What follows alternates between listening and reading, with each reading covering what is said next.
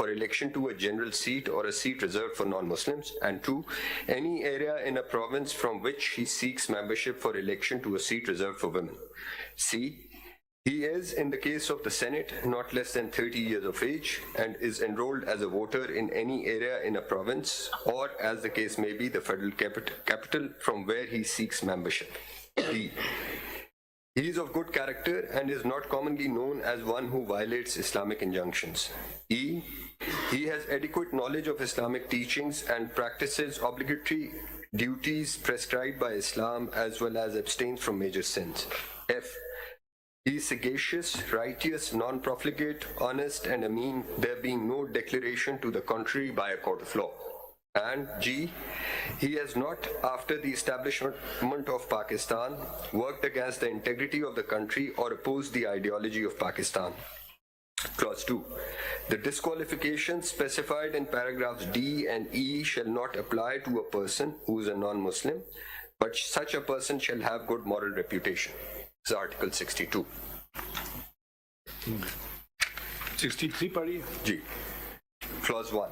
A person shall be disqualified from being elected or chosen as and from being a member of the Majlis-e-Shura Parliament if A, he is of unsound mind and has been so declared by a competent court, or B, he is an undischarged insolvent, or C, he ceases to be a citizen of Pakistan or acquires the citizenship of a foreign state, or he holds an office of profit in the service of Pakistan other than an office declared by law not to disqualify its holder, or he is in the service of any statutory body or any body which is owned or controlled by the government or in which the government has a controlling share or interest, or being a citizen of Pakistan by virtue of Section 14B of the Pakistan Citizenship Act 1951, he is for the time being disqualified under any law in force in Azad Jammu and Kashmir from being elected as a member of the Legislative Assembly of Azad Jammu and Kashmir, or he has been convicted by a court of competent jurisdiction for propagating any opinion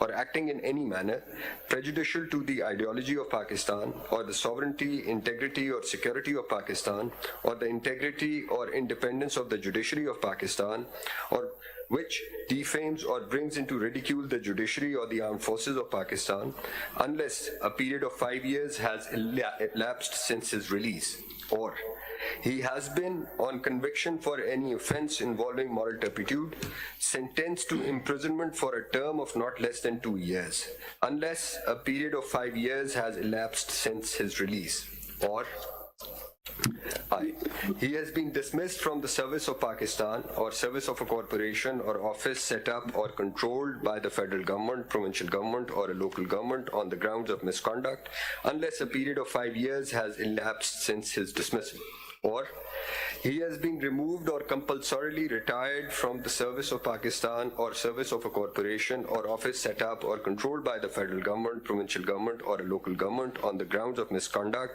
unless a period of 3 years has elapsed since his removal or compulsory retirement, or he has been in the service of Pakistan or of any statutory body or any body which is owned or controlled by the government or in which the government has a controlling share or interest, unless a period of 2 years has elapsed since he ceased to be in such service, or he, whether by himself or by any person or body of persons in trust for him or for his benefit or on his account or as a member of a Hindu undivided family, has any share or interest in a contract, not being a contract between a cooperative society and government, for the supply of goods to or for the execution of any contract or for the performance of any service undertaken by government. Provided that the disqualification under this paragraph shall not apply to a person, 1, where the share or interest in the contract devolves on him by inheritance. जरा बात ना करें mic के सामने लाहौर से आपकी आवाज यहाँ आ रही है शुक्रिया जी Provided that the disqualification under this paragraph shall not apply to a person, 1, where the share or interest in the contract devolves on him by inheritance or succession or as a legatee, executor or administrator until the expiration of 6 months after it has so devolved on him. 2, where the contract has been entered into by or on behalf of a public company as defined in the Companies Ordinance 1984, of which he is a shareholder but is not a director holding an office of profit under the company. Or 3, where he is a member of a Hindu undivided family and the contract has been entered into by any other member of that family in the course of carrying on a separate business in which he has no share or interest. Or explanation. In this article, goods isko skip karke not disqualification. G. So we can come to M. I think. M pe chahiye. G. He holds any office of profit in the service of Pakistan other than the following offices, namely, again, an office which is not whole-time office remunerated either by salary or by fee. 2, the office of Lambardar, whether called by this or any other title. 3, the Qawmi Razakars. 4, any office the holder whereof by virtue of such office is liable to be called up for military training or military service under any law providing for the constitution or raising of a force. Or N, he has obtained a loan for an amount of 2 million rupees or more from any bank, financial institution, cooperative society, or cooperative body in his own name or in the name of his spouse or any of his dependents, which remains unpaid for more than 1 year from the due date or has got such loan written off. Or O, he or his spouse or any of his dependents has defaulted in payment of government dues and utility expenses, including telephone, electricity, gas and water charges in excess of 10,000 rupees for over 6 months at the time of filing his nomination papers. Or P, he is for the time being disqualified from being elected or chosen as a member of the Majlis-e-Shura, Parliament or of a provincial assembly under any law for the time being in force. Explanation. For the purposes of this paragraph, law shall not include an ordinance promulgated under Article 89 or Article 128. 2. Then if any question arises whether a member of Majlis-e-Shura Parliament has become disqualified from being a member, the Speaker or as the case may be, the Chairman shall, unless he decides that no such question has arisen, refer the question to the Election Commission within 30 days. And if he fails to do so within the aforesaid period, it shall be deemed to have been referred to the Election Commission. 3. The Election Commission shall decide the question within 90 days from its receipt or deemed to have been received, and if it is of the opinion that the member has become disqualified, he shall cease to be a member and his seat shall become vacant. And then 63 is disqualification on grounds How of would you defection. distinguish between 62 and 63? My Lord.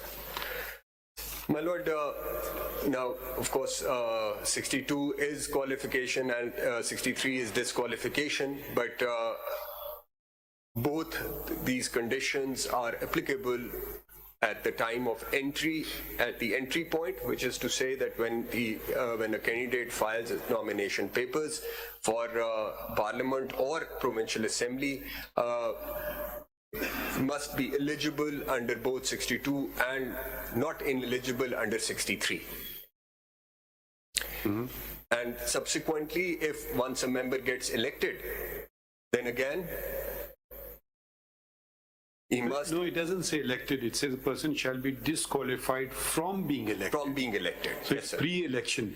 Ji, 62, to, as I said, 63. G63 also, it says from being elected, No, but Some Article 3 says if he is a member. if he is a member, then, and if there is anything, for example, now there could be few instances. If you just, let's go to 62.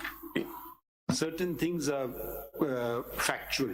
That's right, sir. He is a citizen of Pakistan. Age. Either he is or he is not. And the 2 age. is age of 25 years. I mean, that's also fact. Either Right, you and- are or you're not. There's no debate here. And then being on the electoral rolls of a province, that is also Factual. Factual. Now we go to C. That's again with relation Factual. to sector. Now comes the more difficult ones, D to G. which are, I imagine, not easy to ascertain. He's of good character. And which, Are you of good character, Attorney General? Don't answer that. no, depends how you see me. know. That's what I had to say. Please don't answer that. Okay. Not suggesting anything. No, but what- I'm just saying. this actually says it I'm all. just saying your supporters may say excellent character, and your detractors may say It is horrible very character. subjective how you see, how you perceive what is a good character. What is good character? So it is, Who will determine it? Who will determine it? yes, so that these are also all open-ended. You know, if we see D, and it goes on to say who is not commonly known as one who violates Islamic injunctions. Yeah. So here it is, you may be in absolute violation of Islamic injunctions, But not but commonly if it is not known. Yes. So, okay, so it's very strange sort of wording. That's right. Then we go to E. He has adequate knowledge of Islamic teachings. Yeah. I don't know how many will pass muster in this courtroom. What level of Islamic teachings we are talking about. Right. And practices obligatory duties prescribed by Islam as well as abstains from major sins. Okay, now we all pray for forgiveness of our sins. So we are all sinners in that way. He is sagacious, righteous, non-profligate, honest, and ameen. There being no declaration to the contrary by a court of law. Now this is tied up with the court of law clause. The court of law, for instance, the cases before us were people not possessing a degree or producing a fake degree or not a recognized degree. So there is some sort of declaration that this was a stipulation. Now there is another thing inbuilt with that. The Constitution never provided for a degree. Yeah. That's subordinate legislation. The Constitution did not want you to be a graduate. I think that was inserted in 2008. Yeah. By Musharraf was then the president. 2002, man. 2002. 2002. Okay. So, but it is not one of the prescribed conditionalities either of 62 or 63. It was perhaps introduced under Clause P, subclause P of subclause 1 of 63. 63(1)P, which permits prescribing additional disqualifications through an act of parliament. Read it again. P1P क्या है? He is for the time being disqualified from being elected or chosen as a member of the Majlis-e-Shura, Parliament, or of a provincial assembly under any law for the time being in force. Now, here the word time being has been used twice. Yeah. It could have said he is disqualified for being elected. So time being. Yes. And it's been used, the word time being has been used twice in this thing. So it assumes it's not a permanent disqualification. I don't know. That's what the first usage of for the time being actually indicates, what my lord has just observed, that perhaps it is a time-bound disqualification which can be introduced through a statute. Okay. Now, with regard to the disqualification of, did the law for degrees, the law did not provide a time period disqualification. So the Supreme Court, in the case of Samiullah Baloch, held that since no disqualification period has been prescribed, it will be forever. So, a permanent so long as the declaration is in the field, the disqualification stays. And the two be resolved now, if the judgment of the Supreme Court also stands and the law also stands, that till the law came into effect, that may have been the position, but since the law has now occupied the field of legislation and prescribed a particular period of time, unless we hear a challenge to the law, which there is no challenge to the law, then why should we disregard the law? That's one way of looking at it. And we don't need to touch the judgment at all, because at that time, this aspect of the matter had not been legislated upon either in the Constitution or by law. So then the courts kind of filled in the vacuum and said that it should be lifetime because there is no period of disqualification. So Samiullah Baloch judgment stays intact, but the law has come in place and it is in the nature of a non-obstante clause. That's one reading of it. What do you have to say to that?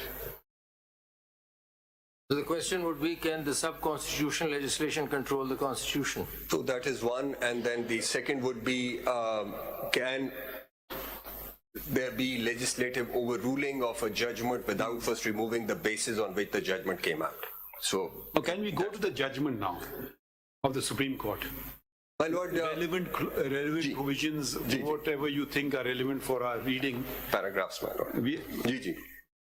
Paragraph 35 है G 35 and 444 35. Page पे Ji. So this is PLD 2018 Supreme Court 405. ये चार judgement जो One thing is very important. उनका reference है पहले इसके अंदर ना, चार जजमेंट हैं, उसके साथ फिर समीउल्लाह आई। जी। एक इम्तियाज अहमद का केस है, एक अब्दुल गफूर है, एक मोहम्मद खान है और एक अलादीनो भाइयो है। Aladino Bhayo, first Aladino Bhayo, and then the review which came out later in 2020, and the court took a somewhat different view. Mr. Attorney General, to nullify Samiullah Baloch, the amendment would have been in the Constitution. My lord, and that's why I mean, if you're looking at the basis of the judgment, Yeah. the basis of the judgment emanates from the Constitution.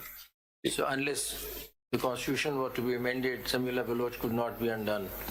So, because Samiullah Baloch is interpreting a constitutional provision, and Samiullah Baloch basically holds that the declaration which is referred to in 62(1)(f) has to remain in field till such time, the declaration in the field, the disqualification stands. Then what my lord has observed carries. There is no time limit provided under Article 62.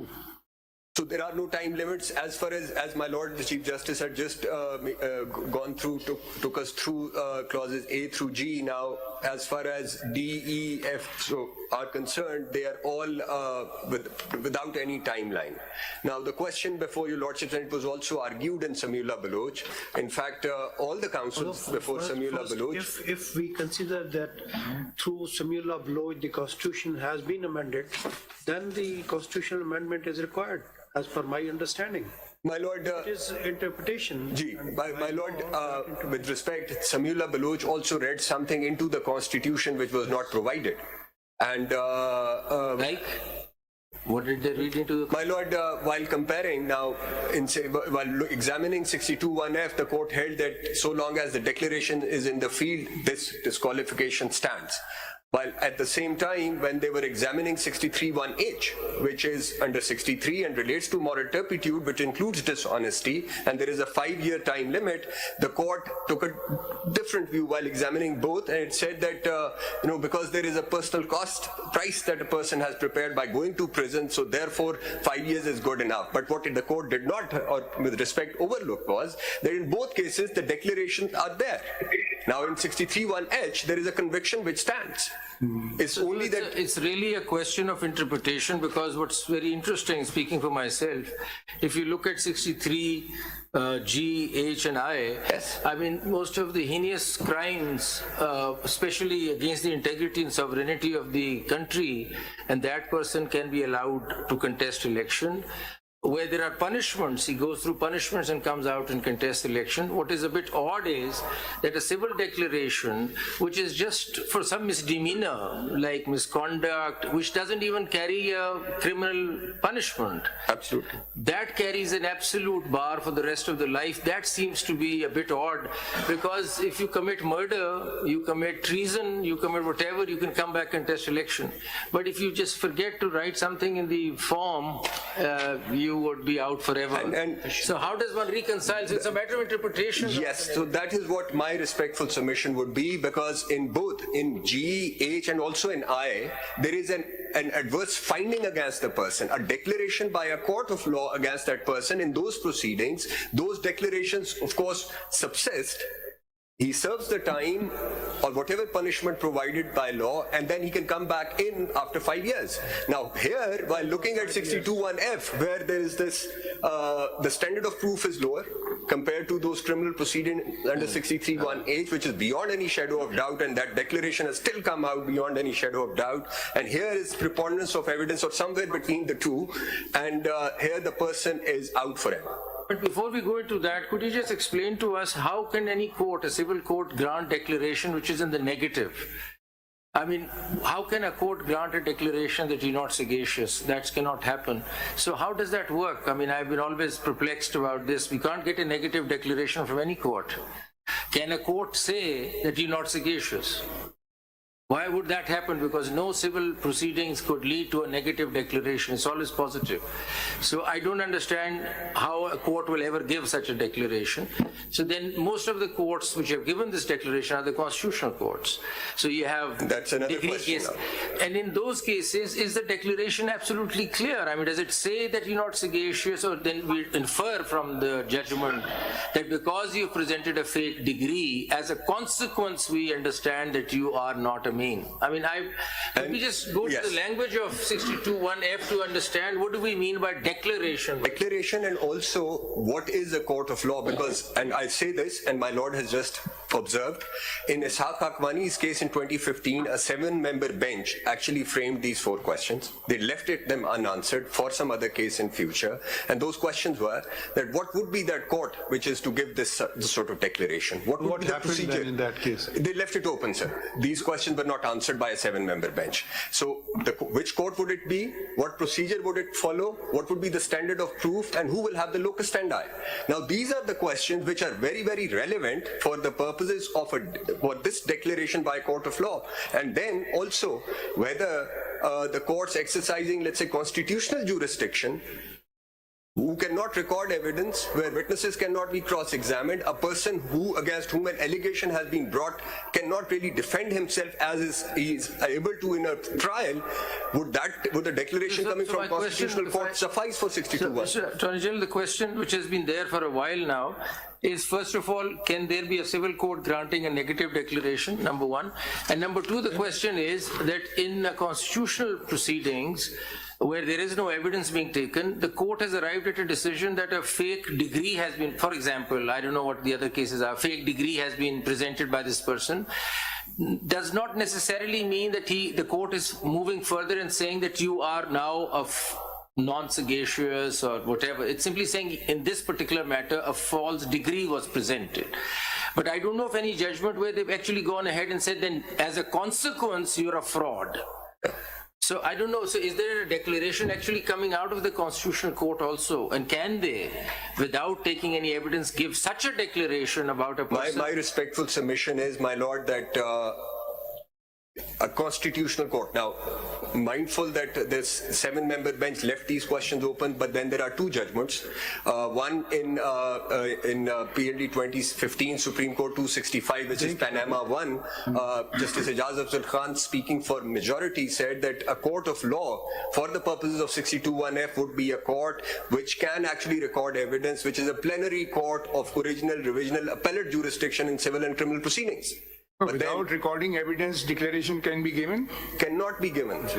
And then the same in But even a negative declaration cannot be given, even if you record evidence. Right, I that's don't right, understand that's this. So and then in Aladino Bhayo, the second Aladino Bhayo, the review Aladino Bhayo, they revisited the original judgment which was given in 2013, where under it was held that once a declaration under 62(1)(f) is given, it does not wither away, go away with the flux of time. Declaration में तो यही है ना कि person may not file his own case for declaring him Amin. Yeah, Somebody has to challenge his right. character. That's right. Then in that case, the declaration will come whether he is Amin, sagacious, righteous or not. Yeah. So ये declaration होगा ना, खुद तो जाके नहीं मांग सकता और declaration. दूसरा नेगेटिव एज पर Somebody will come challenging. सिर्फ पैटर्निटी पे हो सकता है शायद, एक एक्सेप्शन है 42 में, there is no other exception. Section 42 में तो legal character कोई deny करता है तो suit file होता है ना. If somebody is denying his legal character, then he can file the suit under section 42 of the Special Act. What right? और अगर आप कॉन्स्टिट्यूशन कोर्ट्स के केसेस भी ले लें ना, तो for example somebody has not, for example, election tribunal says that the nomination form में फलां चीज नहीं है, तो मिस डिक्लेरेशन इन्होंने की है. चलो ये बात तो हो गई, इन्होंने मिस डिक्लेरेशन की. अब इसका क्या मतलब, फिर हम खुद जोड़ते हैं, हम कहते हैं कि क्योंकि मिस डिक्लेरेशन की है इसलिए फिर आप अमीन नहीं है, इसलिए 62(1)(f) लग. But the court has not said it. The court is not declaring that you are non-sagacious or not Amin. But the court is simply saying you have filed, there's been a misdeclaration in the form. So, उस पर जरा elaborate करें, how do we actually get, where is the declaration, actual declaration from the court of law? उसमें कहीं पर वो correction के भी प्रोविजन है, अब जो नॉमिनेशन पेपर्स हैं. और ये सो मोटो डिक्लेरेशन है या कोई केस फाइल होने के बाद है ये declaration? Now, this is again very interesting because In some judgments in Sher Alam's case, for example, the court says that a writ for quo warranto can be filed, and that obviously comes in constitutional jurisdiction. And in fact, this court can take suo motu notice under 184(3) and gives quo warranto देखना वो तो Article 199 में it is totally different. बिल्कुल. The person the has question- to show under what authority of law he is enjoying the office. right, sir. वो तो office में जाने के बाद है, not prior to जी the ऑफिस में जाने के बाद होगा, Yes. but as far as that declaration is concerned, question is, can that declaration be given in those proceedings, or for that somebody has to go to civil court or some court which has the original jurisdiction to try and receive evidence, allow the person against whom an allegation has been brought to cross-examine. एक चीज जरा देखिए, come back to Article 62. My lord. Read G. He has not, after the establishment of Pakistan, worked against the integrity of the country or opposed the ideology of Pakistan. Yes. Now, if we read 62(1)G on its own with the judgment of Samiullah case, the ban is lifetime ban. But ji. If we read them together.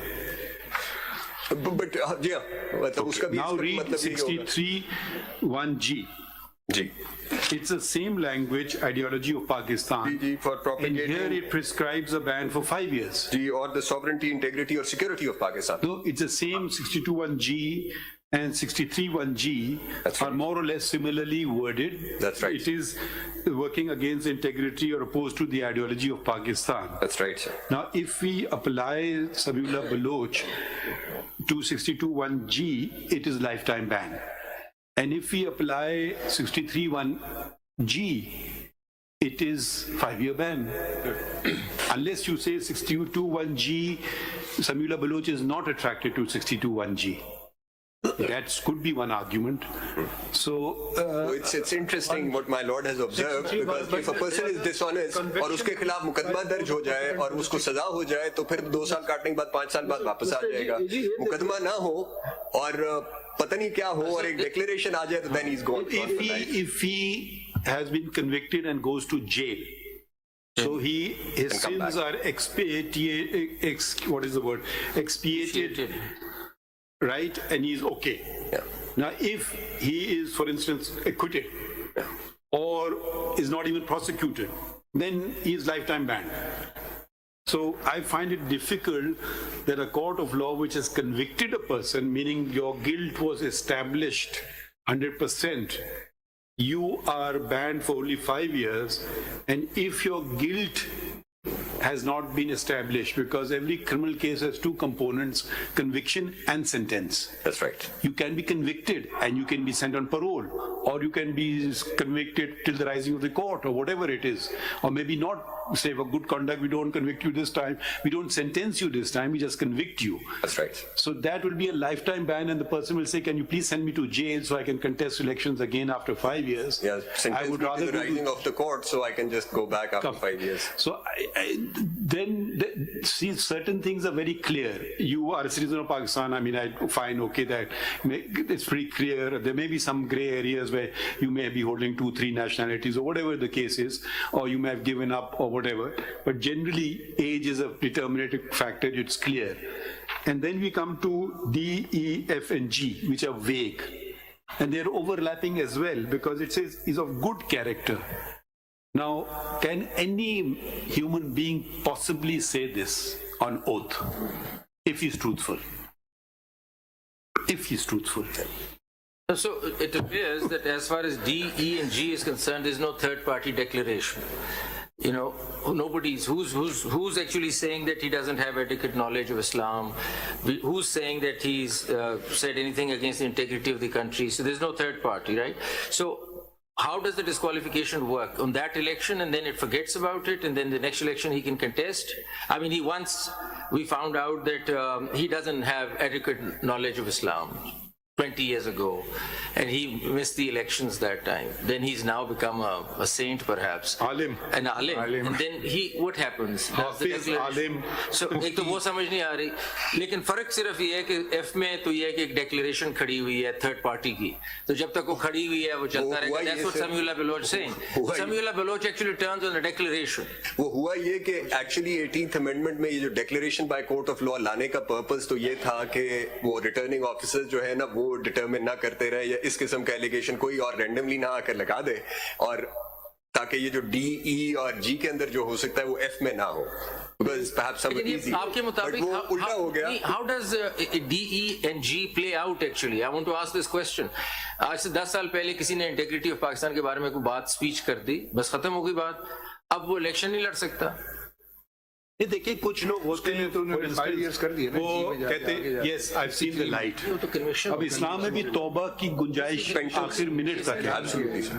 वो कह सकता है जी मुझे, जैसे my Lord ने observe किया कि मुझे इस्लाम के बारे में नहीं पता था, अब मैंने सारे अब लाइफ टाइम बैन उसको कर दिया कि वो फिर शायद हाफिज बन गया हो सकता है, आलिम बन गया हो सकता है, आप और बेहतर और हम सबसे बेहतर कुरान शरीफ समझने लगा हो, और वो लाइफ टाइम बैन में आ गया क्योंकि उसको 20 साल पहले या 10 साल पहले या 5 साल पहले इन चीजों के मुतालिक इल्म नहीं था. समीउल्लाह बलूच जो है इट एक्ट्स एज अ गलिटीन.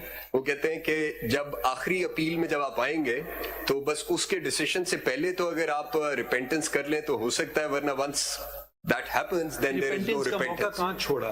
नहीं छोड़ा. 184(3 में तो वैसे ही नहीं होता, बट अदरवाइज भी नहीं. रिपेंटेंस कहाँ लिखा हुआ है साहब इसके सुनने जरा, जी साहब समीउल्लाह बलूच देखें, इसमें असल बात यह है कि डिफरेंस हमने मालूम करना होगा 62 63 ए में. What is the difference between the to?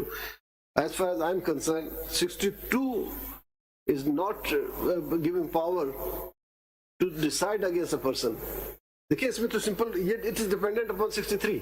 63 में जो कार्रवाई करेंगे वो दिखाएंगे, 62 में वो कहेंगे you are not qualified.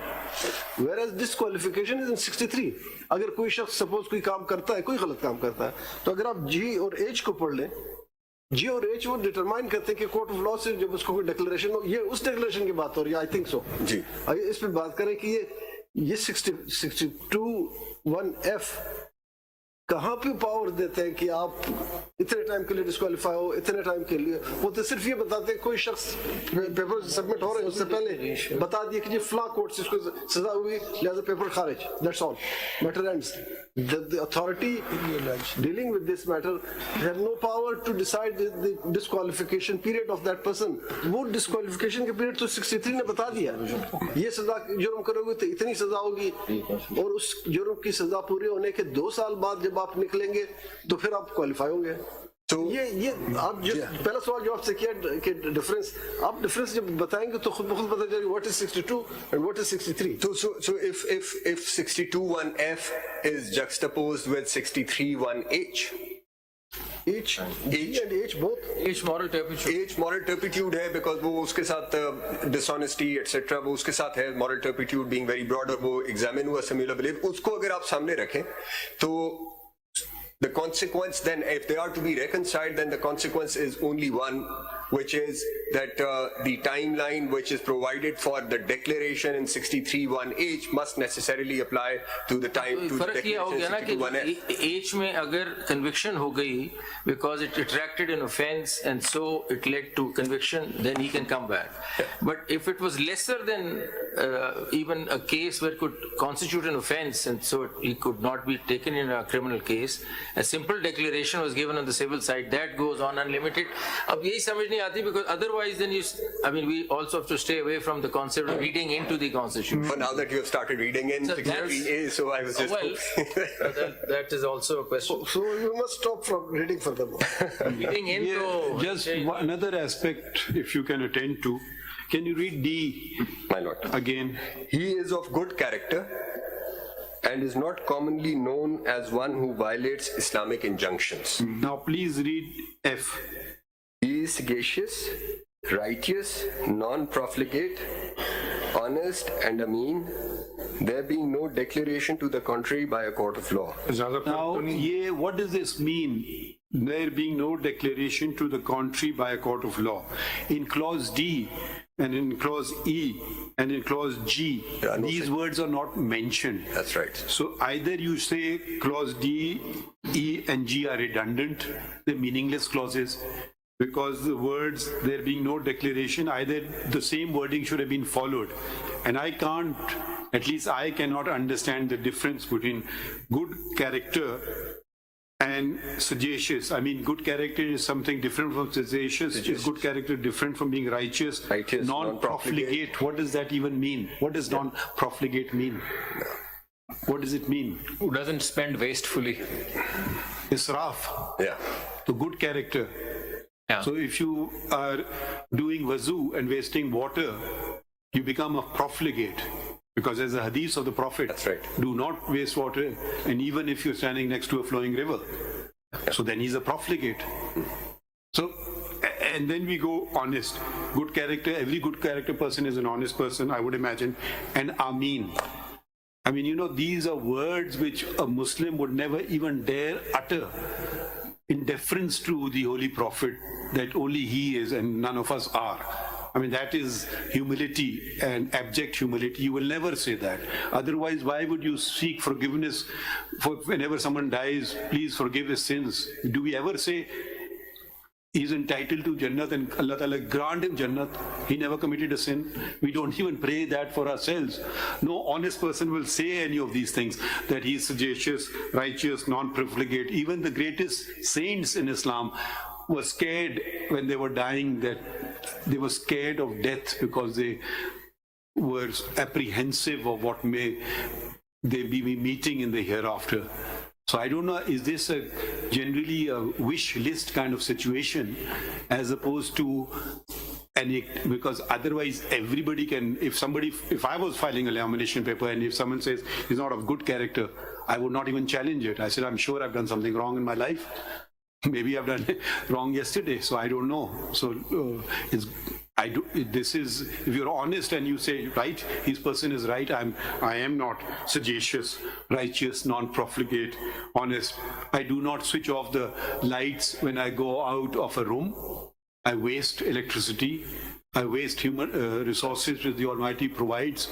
So where does it end then? I can bring any case into disqualify someone, and I want to save someone, I can also do the same thing. That's why- Should such power vest in judges And who are that's- themselves humans?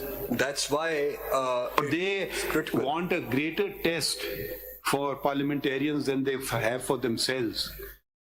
Does this language find mention in the oath of office of a judge?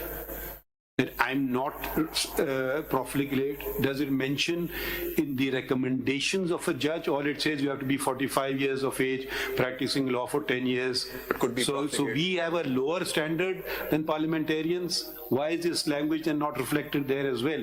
You know, let's accuse ourselves before we accuse anybody else what they are or what they are not. So either we have a much lesser test, we can't, at least I would be very scared to meet this test, terrified to meet this test. So either we don't have a similar test, so we have to read the Constitution as a living whole, and where the Constitution has brought down the acts, it clearly says 2 years, 5 years, 3 years, 2 years, or it's factual, you're not a citizen, fine, that's very clear. There is no punishment here, but you're out. So without a punishment, you're out. There's no punishment. So, but suppose a person is a citizen of Pakistan, not a Pakistani citizen, but becomes a citizen of Pakistan later. Would he stand disqualified for life? Suppose he filed a nomination paper and he had another nationality or whatever, and he got disqualified. Is it disqualification for life? And then subsequently he said, okay, I've surrendered my US nationality and now I want to contest. So I don't know, we have to read it in a way that is meaningful. And we must bear in mind the conditionalities that were imposed to exclude people from this, the degree situation. Thankfully, it wasn't there when the Qaid was around, because he would have been disqualified. That's right. No, he wasn't a graduate. ये amendment कब हुई? ये amendment 2002 की 8 की है। 2002 में 85. किसने की amendment? This My was lord, brought this to the was eighth. presidential order. क्या वो प्रेसिडेंट खुद इन पे उतर सकता था, इन तमाम रिक्वायरमेंट पूरी कर सकता But ये general military general ज़ियाउल हक नहीं की होते, बाद में डिग्रीज करते हैं, शुरू में नहीं होते। FSC नॉन इलेक्टेड मेंबर्स अगर अमेंडमेंट करेंगे तो यही होगा। Yeah, Mr. Attorney General, the question is that while we're looking at D, E, and G, which to my mind appears to be a guideline for the voters, the actual gatekeepers, and they might keep this in mind when they're voting because nobody can execute them and put anybody behind anything. So D, E, and G to sir guideline ho sakti hai voters ke liye, and that's never been agitated. The $1 million question is how do we look at the line no declaration to the contrary by a court of law? What do we do with this? I mean, this is My in the lord, Constitution. if I may, I think my lords have raised the questions. Can we read the law on declarations? What is the law on declarations? Section 42 of the Section 42 of the Specific Relief Act. I would Legal imagine, character. is that the only declaration that has been indicated here? There is no other declaration. और तो कोई है ही नहीं. कोई और law होता है declarations का? ये Specific Relief Act. Only Specific Relief Act, Section 42. Legal character के ऊपर जो है ना, वो that is the only law. Declaratory suits are filed under 62(1). हो नहीं Section 42. Constitution में रहा. ये तो इन्होंने कर दिया ना, बट अगर कोई चैलेंज करेगा तो वो तो 42 में ही करेगा ना, negative declaration. Negative declaration concept है ना? Positive declaration is not negative declaration. We have held in paternity cases that you cannot do negative declarations. paternity can किया ना negative positive. negative कर सकते हैं paternity. नहीं negative positive हाँ. Negative नहीं हो सकता है क्या? Person right to any character right of any property. दे देना इनको specific relief act सर. आप अटर्नी जनरल को दे देना. कह सकता हूँ कि हम honest. यही दे देना प्लीज. ये मैं दावा फाइल कर सकता हूँ कि मैं honest. Yes, Ji. So that's it. Ji, sir. I have it before me. Mr. Jilani's iPad is very helpful. Discretion of court as to declaration of status or right. Any person entitled to any legal character or to any right as to any property may institute a suit against any person denying or interested to deny his title to such character or right, and the court may in its discretion make therein a declaration that he is so entitled, and the plaintiff need not in such suit ask for any further relief. Bar to such declaration, provided that no court shall make any such declaration where the plaintiff, being able to seek further relief than a mere declaration of title, omits to do so. By the court, to what is understood by court? A civil court? Yes. Under section 9, or is it a constitutional court? Now this is it's a civil court where evidence can be led, witnesses can be examined, where a burden of proof is discharged, and then there is an opportunity of rebuttal. Suppose in a case where I've done so even, we observe hearing a civil petition for leave to appeal or an appeal that the appellant had dishonestly filed a suit. Suppose we hold that, and we've held so, and impose costs on him. Will that constitute a declaration of a court of law in terms of Article 62(1)(f)? My respectful submission is no, sir. Why? Because you are not a court where that particular issue is actually conclusively determined through a trial. So we could observe in other cases. We could say in a criminal case that I don't believe this witness is a liar. And that witness will then be struck by 62(1)(f) because it's a declaration of a court of law. In a judgment in a criminal case, he was not an accused there, but he was a witness. And the court says, I don't trust this witness, I found him to lie. Yeah. My lord, So it's, then you can bring out every case. We may make an observation against a lawyer. He misled the court, for instance. Sometimes we do that. My lord, if I- Regretfully. Ji. And then if if I a lawyer contests election, the person will say, you have held that he misled the court. He is, of course, how can you allow him now to contest election? He's banned for life. My lord, now, जी साहब एक चीज और देख लीजिए, declaratory judgements का जो supreme court के लिए प्रोवाइडेड है ना, वो आर्टिकल 184 सब आर्टिकल 1 में है। वो डिक्लेरेटरी जजमेंट्स हैं सूबे और वफाक के दरमियान जो झगड़े होते हैं ना, उसमें लिखा हुआ है कि Supreme Court shall pronounce declaratory judgment. उसके अलावा के डिक्लेरेटरी जजमेंट 184 और 185 में लिखा हुआ है। no, 184.3 is not mere declaration. I mean, 184.3, the court goes on to conduct. शिजाज Shaukat साहब यहाँ बैठे हैं जो सिविल कोर्ट के माहिर हैं, तो आप बताइए ना ये वाली डिक्लेरेशन कैसे होगी? My lord, दो चीजें ऐड कर पे दूं। बता दें। आप सपोर्ट कर रहे हैं लॉ को या अपोज कर रहे हैं law? I'm supporting the law. The law. I'm against. We want to hear from those who are opposing the law. There's none. So then- apparently नहीं, there's there no is one somebody who said yes. here. Then hear him out. ये है ना, जी, I am opposing this. So, yeah, I think in the course of proceedings, let's hear. the I challenge. just want to understand how the opposition is. That's right. जी बताइए। ये आप oppose कर रहे हैं तो पहले ये बताइए कि इसको oppose चैलेंज कर रहे किया है? मतलब मैं लॉ को इस बारे में अपोज कर रहा हूँ। नहीं, पहले बताइए कि अगर है तो हाई कोर्ट में चैलेंज किया वायरिस को इसकी आपने? मैंने तो चैलेंज नहीं किया। फिर अब क्या अपोज करेंगे हम? गुजारिश ये मालूम, क्योंकि समीउल्लाह बलोच केस अगर मौजूद है जो कि कॉन्स्टिट्यूशन माइक ले लें, कर रहा है। माइक ले अपने सामने। तो इसीलिए तो आपसे पूछा ना, समीउल्लाह बलोच है, उसके बाद आप समझते हैं कि लॉ गलत अमेंड हुआ है, hello.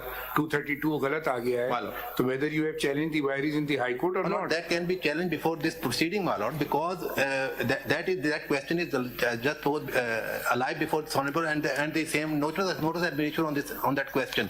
And in this proceeding, this honorable court has every authority to declare the law which has been passed in violating the provision of the constitution or whereby. पर अभी उस्मान आपने कहा था कि are you supporting life disqualification or? I'm sir मैंने कहा था कि आई एम नहीं, उस्मान ने क्या कहा था? मैंने ये कहा है मालूम कि जब तक समीउल्लाह बलोच मौजूद है ये लॉ नहीं आ सकता, ये लॉ अल्ट्रा पर वाइड। मेन केस में आपकी क्या है कि डिस्क्वालिफिकेशन लाइफ को आप सपोर्ट करते हैं या नहीं? मैं डिस्क्वालिफिकेशन को असिस्ट मैं इस पॉइंट पे करना चाहता हूं कि रीविजिट हो सकता है कानून, लेकिन वो इन कंडीशंस के साथ रीविजिट हो सकता है। वो मैं आप एक देखें, वजाहत से बात कीजिए ना, गोलछोल बातें ना कीजिए ना। आप लाइव डिस्क्वालिफिकेशन के फेवर में या खिलाफ हैं? सीधी बात मैं करें लाइव ना। डिस्क्वालिफिकेशन की फेवर में उस हद तक हूं कि अगर समीउल्लाह बलोच प्रवेल करता है। आपसे सीधी अगर बात नहीं पूछ रहे प्रवेल हैं करता ना। हम ये क्या सवाल जवाब दे रहे हैं आप? नहीं, either you support the principle or not. Law को सपोर्ट मैं इसलिए नहीं कर सकता कि law against the judgment of the Supreme Court है। अगर against the judgment है, इंटरप्रिटेशन रीइंटरप्रेट हो सकती है प्रोविजन। सुप्रीम कोर्ट का जजमेंट जब तक था उसके बाद पार्लियामेंट ने लॉ अमेंड किया। अगर आप ये कह रहे हैं इसका मतलब है कि सुप्रीम कोर्ट के जजमेंट के बाद पार्लियामेंट लॉ नहीं बना सकती। लॉ बना सकती है स्टैट्यूटरी इंटरप्रिटेशन के बारे में, जहां स्टैट्यूट इंटरप्रेट हुआ हो। चलिए लॉ का तो ठीक हो गया, but are you saying that the principle settled in Samiullah Baloch, you agree with it? No, that I don't agree. हाँ, तो वो I want to say that there is some conditions for the on the basis of state decisive principle कि कब वो judgement जो है वो revisit हो सकती है और क्या वो conditions। आप बार बार वही चीज रिपीट ना करें ना, अब आप सीधी बात हमसे कर नहीं रहे हैं। जजमेंट को छोड़ दीजिए 2 मिनट के लिए, लॉ को भी छोड़ दीजिए। हम सिर्फ आपकी राय मालूम करना चाह रहे हैं। आप लाइफ टाइम डिस्क्वालिफिकेशन को 62(1)(f सपोर्ट कर रहे हैं या नहीं कर रहे हैं? कुछ हाँ या ना तो कर रहे हैं। मैं नहीं सपोर्ट कर रहा, लेकिन नहीं कर रहे हैं। अच्छा, हम सुनना चाहते हैं कि कौन सपोर्ट कर रहा है। एक सेकंड ठहरिए, एक सेकंड ठहर जाए ना, आपको सुनेंगे आपकी वक्त पे। कानूनी बात करेंगे तो करिए, आ जाइए, बताइए। एक second, let us hear mister Samiullah Baloch, the person himself. जी सनाउल्लाह बलोच। बिस्मिल्लाहिर्रहमानिर्रहीम। शुक्रिया मोअज़्ज़ज़ साहिबान। ये आपका ये केस है? जी सर, ये मेरा ही केस है। ये तो लिखा है Samiullah Baloch. Sir, Samiullah Baloch is my brother, and Abdul Karim Nosharawani, I am the aggrieved person because I contested the election against तो समीउल्लाह बलोच कहाँ है? Abdul Karim Nosharawani. Sir, he is my brother because the case is mine. So, आप उनके attorney हैं, आप कैसे आप पेश हुए थे? क्या जी हाँ, मैं पेश हुआ सर, बिकॉज मैं एग्रीव्ड पार्टी हूँ। जो मैंने अच्छा 2002 के बाद जब इलेक्शन हुए, मैं उसकी तफसीलात में बात तफसील ना बता देना, आप बता दें किस ग्राउंड पे आप करना चाहते हैं। मैं ग्राउंड पे सर, ग्राउंड ये है कि जो कॉन्स्टिट्यूशनल जो प्रिंसिपल्स हैं उसके तहत सुप्रीम जो जुडिशल सुप्रीमेसी है उसको मद्देनजर रखते हुए ये ऐसी बातें ना करें अदालत में। जुडिशियल सुप्रीमेसी क्या चीज होती है? मैं सर अगर आपकी इजाजत नहीं ऐसी बातें ना करें हमसे। sorry. कॉन्स्टिट्यूशनल सुप्रीमेसी की बात सुनी थी हमने, अब आप जुडिशियल सुप्रीमेसी का मैंने कॉन्सेप्ट नहीं सुना है। सर ये जो नहीं देखिए कानूनी बात करें ना, ये ऐसी बातें ना करें। सर ये जो आर्टिकल 62 और 63 है ये कॉन्स्टिट्यूशन में गुज़िश्ता 50 साल से और बिलखुसूस 18वीं तरमीम के बाद इसमें कुछ तरामीम हुई, लेकिन पर्टिकुलरली 62(1)(f) में तरामीम नहीं की गई। ये टोटल 5 सफ़ात पर मुश्तमिल कॉन्स्टिट्यूशन के अंदर बहुत क्लियरली एंट्री और एग्जिट पॉइंट्स दिए गए हैं हक के नुमाइंदगी के लिए, इख्तियारात के लिए। कहने का मकसद ये है कि सर जब ये 2013 के बाद से जब ये अगर आप कह रहे हैं ना 50 साल से ये स्टैट्यूट बुक्स पे है तो पहले क्यों नहीं कभी कोई डिस्क्वालीफाई हुआ? मैं इस पे आ रहा हूं सर। बात ये है कि सर ये जो है 2002 के बाद से ज़ेर बहस आया। ये 20 साल से सर सुप्रीम कोर्ट और बलूचिस्तान हाई कोर्ट और दीगर कोर्ट्स में ये तफसील के साथ ये ज़ेर बहस रहा है मौजू, और इसमें 62 और 63 की बहुत क्लियरली केयरफुली मेटिकुलसली जो है सर इसकी तशरीह की गई है मुख्तलिफ केसेस में। मेटिकुलसली ऐसे तो ना बातें करें ना आप, सर मैं पॉइंट पे आ जाएं। पॉइंट पे आता हूं। तो सर जब एक कॉन्स्टिट्यूशन के अंदर जब 63 की जब बात की जा रही है कि वहां 5 साल का तयन किया गया है, क्यों 62(1)(f) में नहीं किया गया? उसकी बुनियादी वजह यह है सर, जब मैं एज ए मेंबर पार्लियामेंट में जाता हूं, जब डिक्लेरेशन देता हूं, वो ओथ है। मैं ओथ में ये कहता हूं कि मैं शहरी हूं, मैंने BA पास किया है, मेरी उम्र 25 साल है। ये जब मेरे खिलाफ जिस शख्स ने कंटेस्ट किया था, जब मैंने उसको कंटेस्ट किया कोर्ट में, उसकी उम्र 24 साल थी। कलेक्शन में क्योंकि उसके पास वालिद के पास BA की क्वालिफिकेशन नहीं थी, तो उसका क्या हुआ कि उसमें 5-6 मिस रिप्रेजेंटेशंस की, उसमें फ्रॉडरी की, और जो डिग्री है फैक्ट्स पे ना जाए ना, अब ये बताएं, जल्दी बता दें। इस जगह ही सवाल है आपसे। आप ये कह रहे हैं ना कि ये जो डिक्लेरेशन जो हमें समझ नहीं आ रही सिचुएशन की, वो ये है कि मैक्सिमम झूठ बोला ना उसने, फॉर्म में झूठ बोल दिया, मिस डिक्लेरेशन कर, तो झूठ की सजा ये है कि सारी उम्र के लिए इलेक्शन प्रोसेस से आउट हो गया। ये लिखा हुआ है आइन। दूसरी तरफ हम पढ़ते हैं तो अगर कत्ल भी कर दिया, ट्रीजन भी कर दिया, तो फिर भी कुछ टाइम गुजरेगा तो वापस आ सकता है। ये बात रिकंसाइल नहीं हो रही है। सर ये जो केस आपका समीउल्लाह बलोच आपके सामने, आप अपना बताएं। मैं अपना बता रहा हूं सर। मैं आपको एक, आप केस को 1 मिनट रहने दें, आप अपना व्यू बताएं। मेरा व्यू ये है सर, बीइंग ए पॉलिटिशियन आप बताएं 63 के बाद जब किसी शख्स को सजा होता है तो वो एक स्टिग्मा है, उसके माथे पे एक दाग लग जाता है, वो 2 से 4 साल कैद का गुजारता है, पूरे माशरे में उसकी फैमिली सफर करती है, फाइनेंशियल सफर करता है, मॉरली सफर करता है, उसकी जारी सोसाइटी में उसकी अहमियत और हैसियत कम हो जाती है। उसके बाद जब वो निकलता है तो उसके बाद इजाजत है कि 5 साल के बाद वो जाए, अगर उसके पास गुंजाइश है वो आपके पास जाए। लेकिन इसमें सर जब आप एंट्री पॉइंट पे झूठ बोलते हैं, जब आप दाखिले के वक्त नहीं, जैसे आपने कहा, देखिए एक पॉइंट लेते हैं, 24 साल का था, आपने कहा कि उस वक्त वो 25 साल का नहीं था। 24 साल का तो सिर्फ एक ही पॉइंट होता, उसके डिक्लेरेशन पे आपने उसको चैलेंज कर दिया, वो प्रूव हो गया कि 24 साल का है। आपकी राय में वो फॉर लाइफ डिस्क्वालीफाई हो जाएगा, फिर वो इलेक्शन कंटेस्ट नहीं कर सकता। Is it your point? With your honourable permission sir, अब वजह क्या हुई उस वक्त? पहले ये मेरी वजह, यही पॉइंट है आप सर। मेरी ये पॉइंट उस वक्त इसलिए सुनी जब नहीं गई, वो शख्स दाखिल हो गया, उसने चेक बैरियर क्रॉस कर लिया, वो झूठ के बावजूद वो बलूचिस्तान में वजीर दाखिला बना, जो अभी से पहले केस। फिर जातियात पे ना जाइए। नहीं सर, हम जातियात को छोड़ दीजिए, हम आईनी नुक्ते की बात कर रहे हैं। हो सकता है बहुत बुरा आदमी है, हम उसमें नहीं जाना चाहते, तो आप जातियात को छोड़ दीजिए, आइन की बात करें। आप पार्लियामेंटेरियन है ना, हम जातियात पे बहुत सकता है अच्छा आदमी बुरा आदमी, वो हमारे सामने बहस नहीं हमने करेंगे, क्योंकि हम एक जनरल प्रिंसिपल तयन करना चाह रहे हैं। अब सनाउल्लाह बलोच साहब देखिए, मैं आपको बता रहा हूं, जो हमारे लिए कंपैरिजन में प्रॉब्लम आ रही है ना, एक तरफ 63A में आप जितना मर्जी क्राइम कर दें, आप कुछ अरसा सजा काटें, 5 साल गुजारें तो वापस आ जाए। हमें ये प्रॉब्लम हो रही है कि सिविल डिक्लेरेशन में सजा नहीं है, कोई सजा तो उसने नहीं काटी, सिवाय ये सजा उसने काटी कि वो वाला इलेक्शन मिस हो गया उसका, अगले इलेक्शन में तो वो आ सके ना। अब ये कहना कि अगले इलेक्शन में भी नहीं आएगा, कभी भी नहीं आएगा, ये हमें समझ नहीं आ रही कि सिविल उसने झूठ बोला, झूठ की सजा आपने दी कि तुम इस नॉमिनेशन पेपर रिजेक्ट हो गए तुम्हारे, तुमने इलेक्शन नहीं लड़ा, सजा मिल गई ना। जो क्रिमिनल साइड पे उसको वैसे सजा मिल रही, सिविल साइड पे ये सजा हो गई। अब आगे चले ना, अब वो क्या, उसने जो एक झूठ बोल दिया, मिस डिक्लेरेशन कर दी, अब वो सारी उम्र कैसे, दूसरी दूसरी तरफ फिर तो हो ना, आइन में हर जगह लिमिटेशन है, टाइम की स्टोरी है हर जगह, तो फिर इस जगह भी तो कुछ होनी चाहिए ना। अजीब लगता है। मैं इस हक में हूं कि 232 अभी जो जून यार मैं इस हक की बात छोड़ देना, अगर देखें, अच्छा actually I am spotting is that Makhdoom Ali Khan, can we request you to, since Mr. Makhdoom Ali Khan has written on the Constitution, I don't know if he's involved in any case before us. Are you in these matters? Huh? Yes. My lord, Which case are you in? I have filed a CMA 6 of 2024. For whom? In favor of disqualification or lifetime or not? My lord, not in favor. But you're not in, why, who have you filed it for? For Mr. Jahangir Khan Tareen, my lord. Okay. Now, one thing which nobody has attended to yet, at least one way of interpreting the Constitution is what the original Constitution said. And this Constitution has been, I don't know what's the correct word, changed or ravaged from time to time, what you want to use it. Can we read the original Constitution as it was enacted in 1973? My lord. And see what the Constitution then said? My lord, I will read that provision to your lordship. That Would you like to do it, or shall we ask the Attorney General to do so? as your lordship pleases, the history is... No, we were thinking of appointing you as amicus, but you are representing a party, so anyways, let's... As your lordship pleases. जी, नहीं पढ़ें 62. Do you have the original Constitution? Yes, my lord, I have, and the history is traced in Samiullah Baloch. No, we want to read the actual text. The text is there. 85 ये दे दें इनको, वो दे दें इनको. Yeah, we have it, my lord. Qualifications for membership of parliament. Can you come to one or the other mic? My For the lord, benefit of... my lord, Article 62, there used to be only 3 qualifications.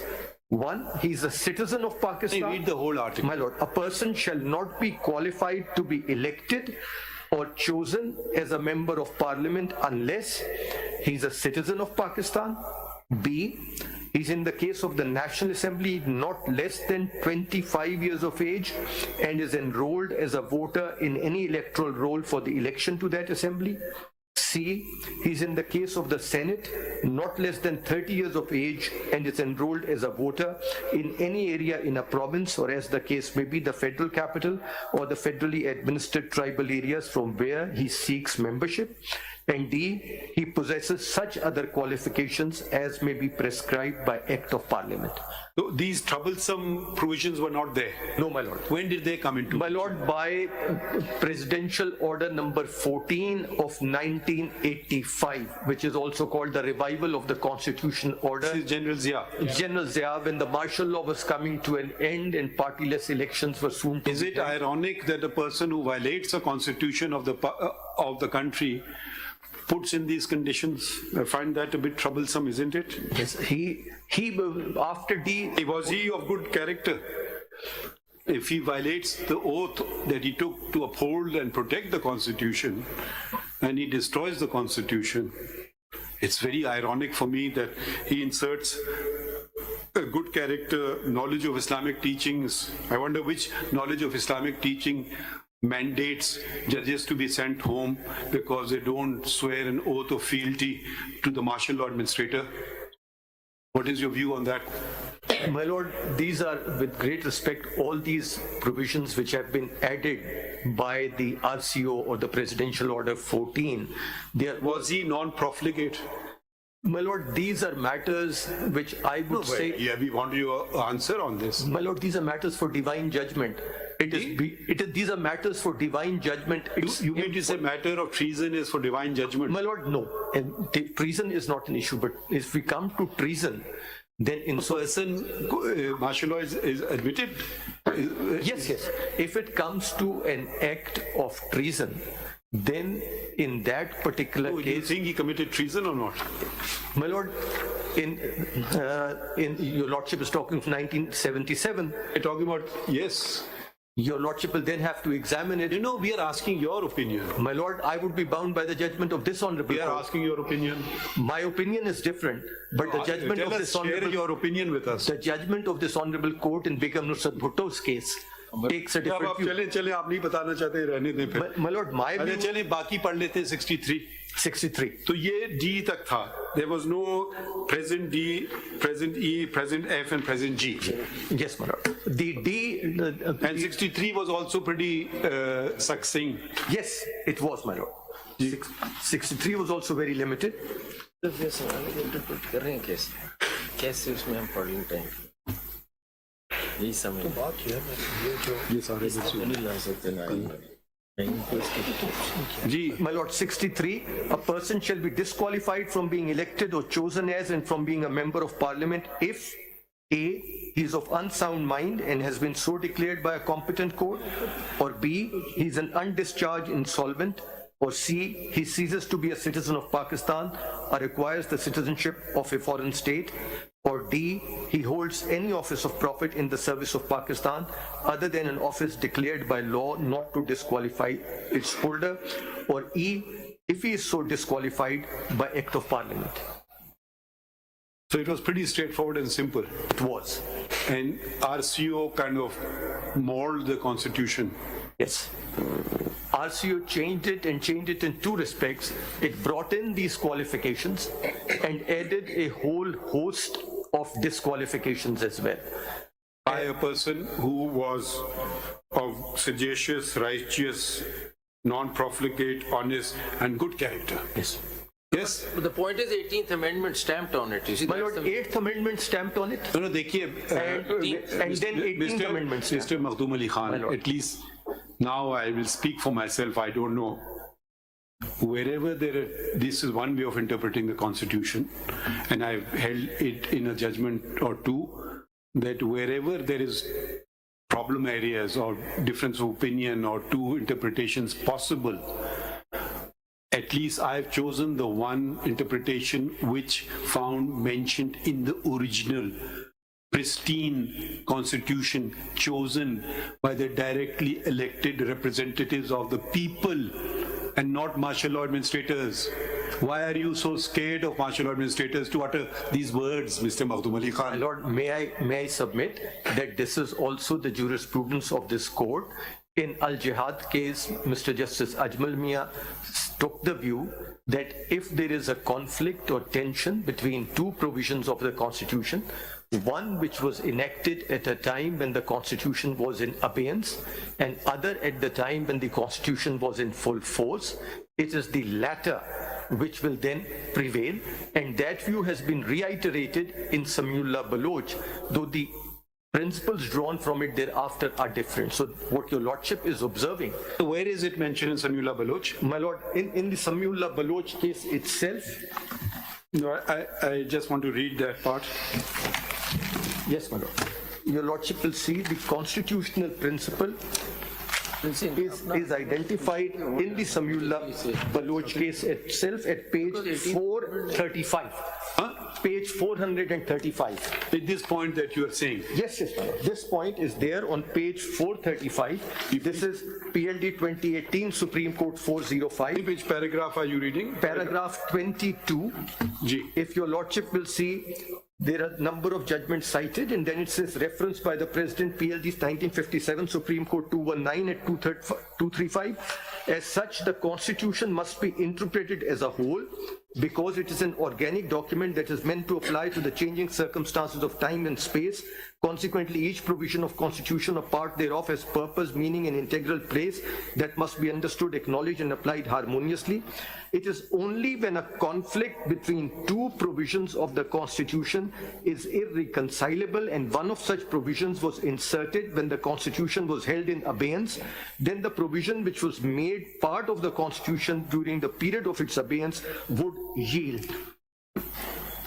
But would it apply because it, after the 18th Amendment having stamping it, so it's not really, that was a democratic dispensation of that time. My lord, it was, but your lordships prior to this also in Al-Jihad's case took the view that in spite of the fact that whatever General Zia had done had been validated to a large extent by the 8th Amendment to the Constitution, this honorable court took the view and that was in particular, my lord, in relation to a provision where a judge of the High Court declined to go to the Federal Shariat Court and was, as a result, sent home.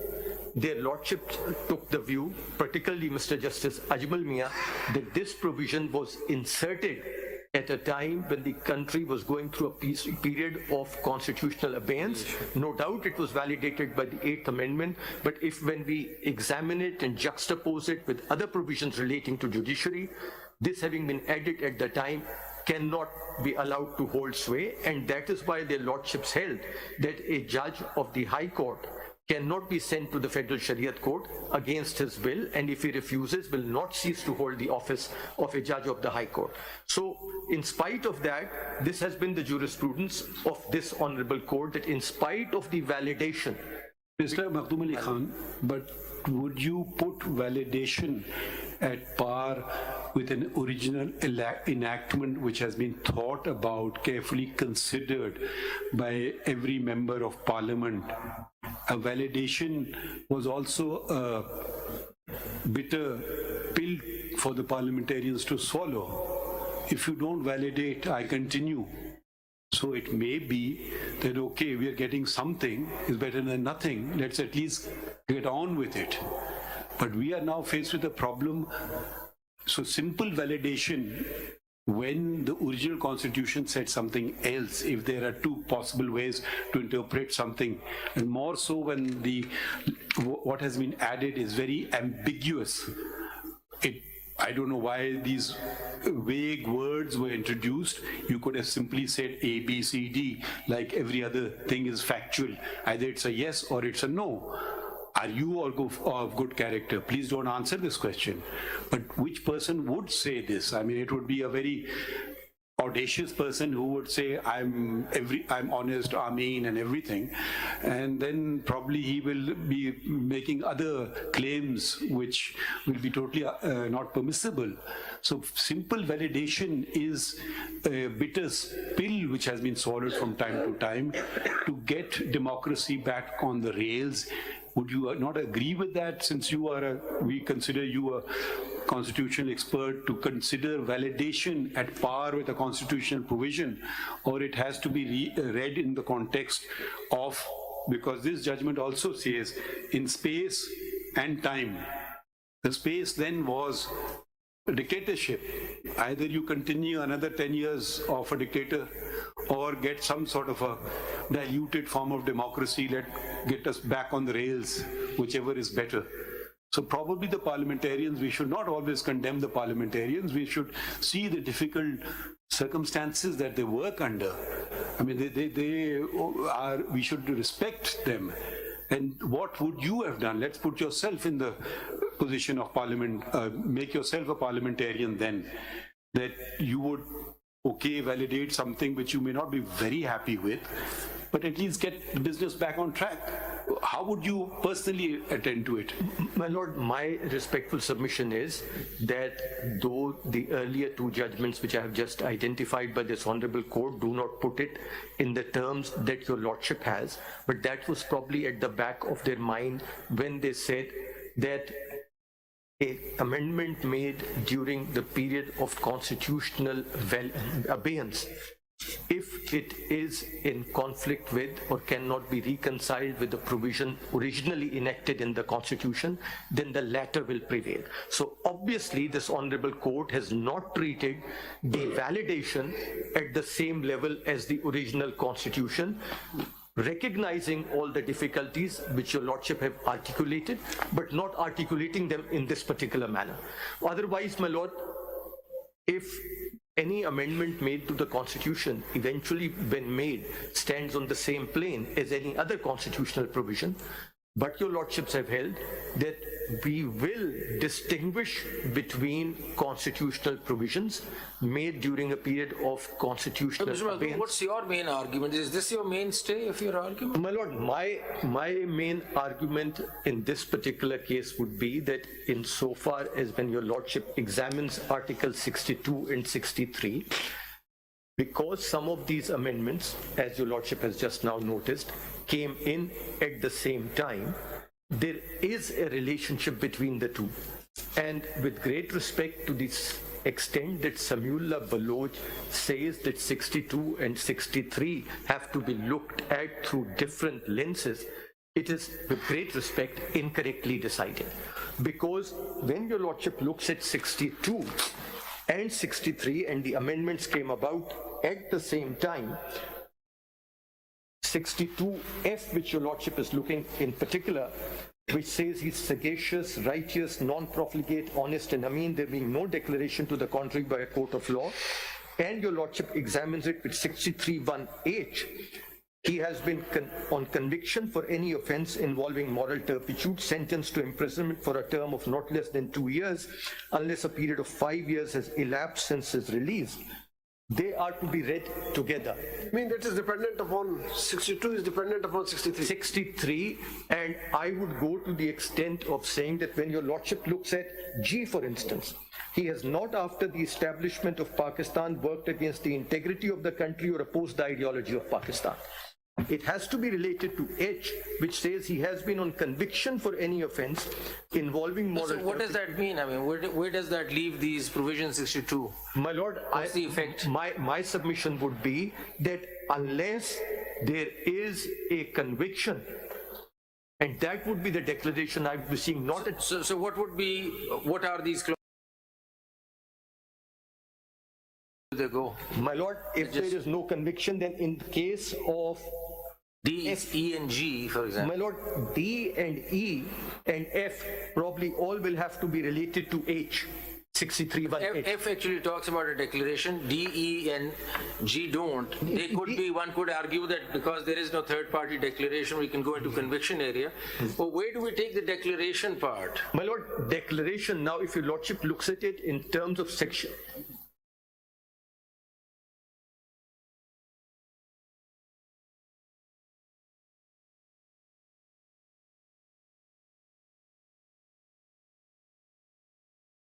one thing which immediately comes to mind is section 42 of the Specific Relief Act, yes, which talks about declaration of a legal character. Now, this cannot be that kind of a declaration because, as your Lordships have repeatedly observed, a negative declaration is impossible to obtain. Then your Lordship, sometimes permissible, negative declaration is permissible sometimes in some events that Yes. can be granted by Yes. the court. there has been some revisitation or some revisitation of Alvi Sons, but otherwise that remains good law. Then if your Lordship looks at 199, that also is talking of declarations being made by this honorable court, but that's in a completely different context. That is only Then what do you make out of this declaration for a court of law? My Lord, I would say that the term is not used specifically in the section 42 sense of the term. Maybe it's a constitutional declaration. It's a constitutional declaration, and that the declaration which the Constitution is envisaging is there has been a conviction already under 63(1)H. And then there is this gateway. He cannot file his papers before the returning officer because at that time the returning officer may refuse to accept them. But the anomaly which arises when your Lordship looks at 63(1)H in particular, and G and H both, actually, when your Lordship looks at it, for instance at H, he has been on conviction for any offence involving moral turpitude, sentenced to imprisonment for a term of not less than 2 years, unless a period of 5 years has elapsed since his release. So even a conviction which is followed by a sentence of 1 year, 11 months does not lead to disqualification even of 1 day. Fair enough. So that's understood. So therefore the connection which Samiullah Baloch makes between a person being an ex-convict suffering all his life the stigma that he's a convict is really not what 63(1)H is all about. 63(1)H is all about sentencing. If the person has been convicted and sentenced till the rising of the court, he's not disqualified at all. No, but there is a difference, you see, the opening paragraph of section 62 and 63. My Lord, they need to be read Yes. and harmonized. A person shall not be qualified to be elected or chosen. I mean, if you will read 63, a person shall be disqualified from being elected or chosen. So वो जो उसमें चीजें लिखी हैं वो after conviction है कि अगर कोई कन्विक्ट हो गया है उसकी सजा खत्म हो गई है तो इस इतने पीरियड के बाद वो इलेक्शन लड़ सकता है to be elected and from being elected. This is the correct. But if your lordship may graciously be pleased to look at clause 2 of 62, these words are used very loosely. The disqualifications specified in paragraph D and E doesn't talk about qualifications. Article 62. But both are dealing different situations. No, my lord, Article 62, clause 2, is talking of disqualifications under 62. It's not talking of qualifications. So this is very loose language which has been used. Practically interchangeable. Interchangeable language. Because one question which I have. DE does not have the wording there being no declaration to the contrary by a court of law. My lord, yes. When does D, E and G kick in? How can they ever kick in actually in any court of law? They cannot kick in. Or they're meaningless words? My lord, It's just guidelines for they are exhortatory perhaps for the guidance of the electorate that watch out for candidates. So first of all, you are saying that they are of no, there are no consequences which follow with D, E and F. D, E and G. They will, my lord, D, E. But ideally, the same wording should have been used, there being no declaration to the contrary by a court of law in D, in E and in G. My lord, These wordings are only found mentioned in F. My lord, these were added in F under the 18th amendment. These words were originally not there. And the reason for adding it appears to be, as the Attorney General identified, that under F, returning officers had started disqualifying people by saying, "Aap chautha kalma zara suna dijiye." आप चौथा कलमा जरा सुना दीजिए इस तरह की चीजें They can still do that in E.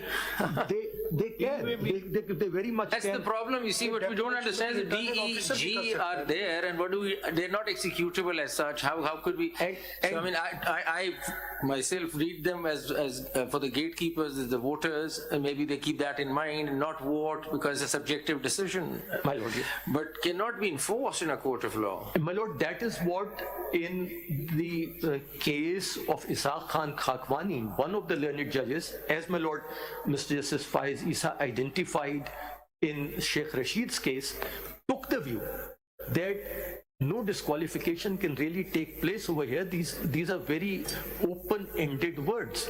And your lordship points it out in your dissenting opinion in Sheikh Rashid's case, where your lordship identifies the 7 questions which are to be dealt with by the court, because that's... But Mr. Makhdoom, the problem is that I'm facing is you can't attribute redundancy to the Constitution. My lord, yes. Or to any law for that matter. And then secondly, you can't read into the Constitution. So the time frame, suppose if one were to say that this F applies for that election, that particular election which the nomination papers are rejected, and it ends.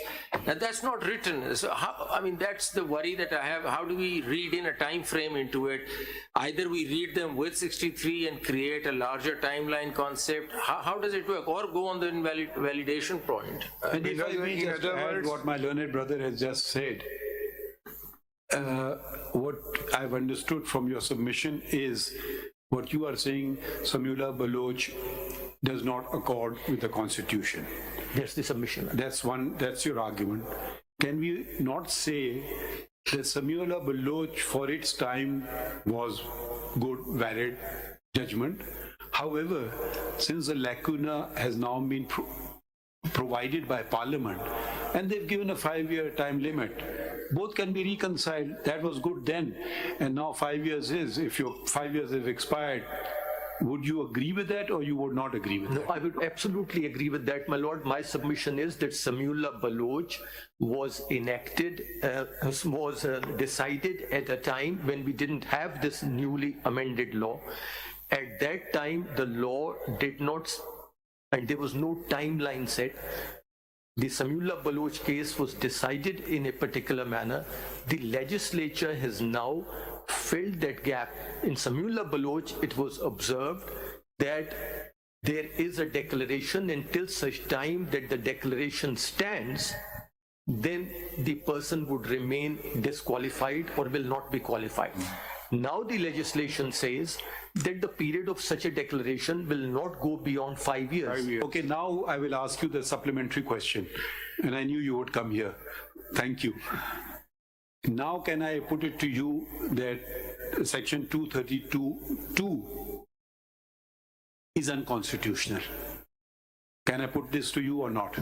My Lord, that is a very valid question. Of course, Your Lordship can put any question. Yes. My Lord, because one view can be, which is probably not probably, in my opinion, definitely the correct view, that where this honorable court has interpreted a provision of the Constitution and made a declaration about a provision of the Constitution, then on the doctrine of legislative repeal, that constitutional interpretation can only be undone by an amendment to the Constitution. And that brings us to the question that how could the Constitution be controlled by a sub-constitutional legislation?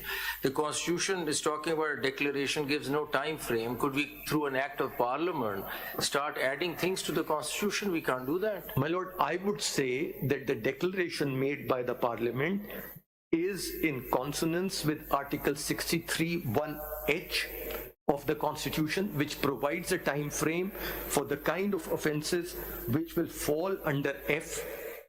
But that involves conviction, that's a criminal case. But if you look at 63P, 1P or whatever it is, the P, the last one. Yes, madam. The Constitution itself allows that through an act of Parliament you can regulate this provision. And wherever it's so required, it's given. So, just taking it a little more, suppose, let's imagine Samula Baloch was not decided, and we are deciding it today. My Lord.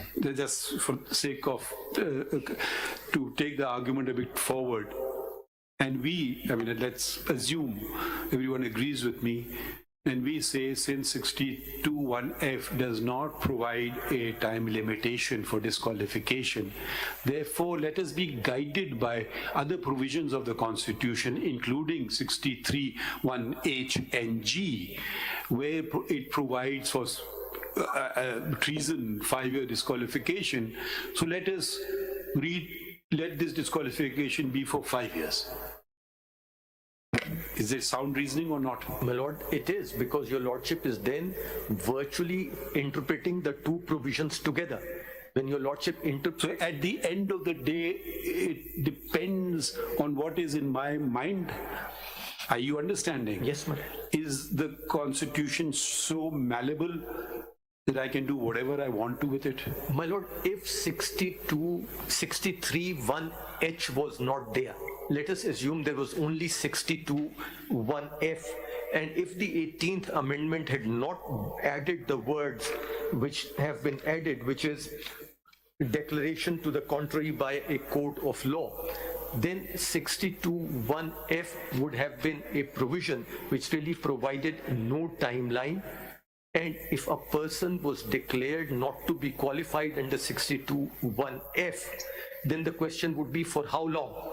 My Lord, the question can be for that term that he has been elected, or he can be re-elected immediately. My Lord, for instance, the only other constitution that I have been come across which is a provision similar to that of Pakistan, where you cannot be elected to the parliament if you are the citizen or have acquired the citizenship of another country, is that of Australia.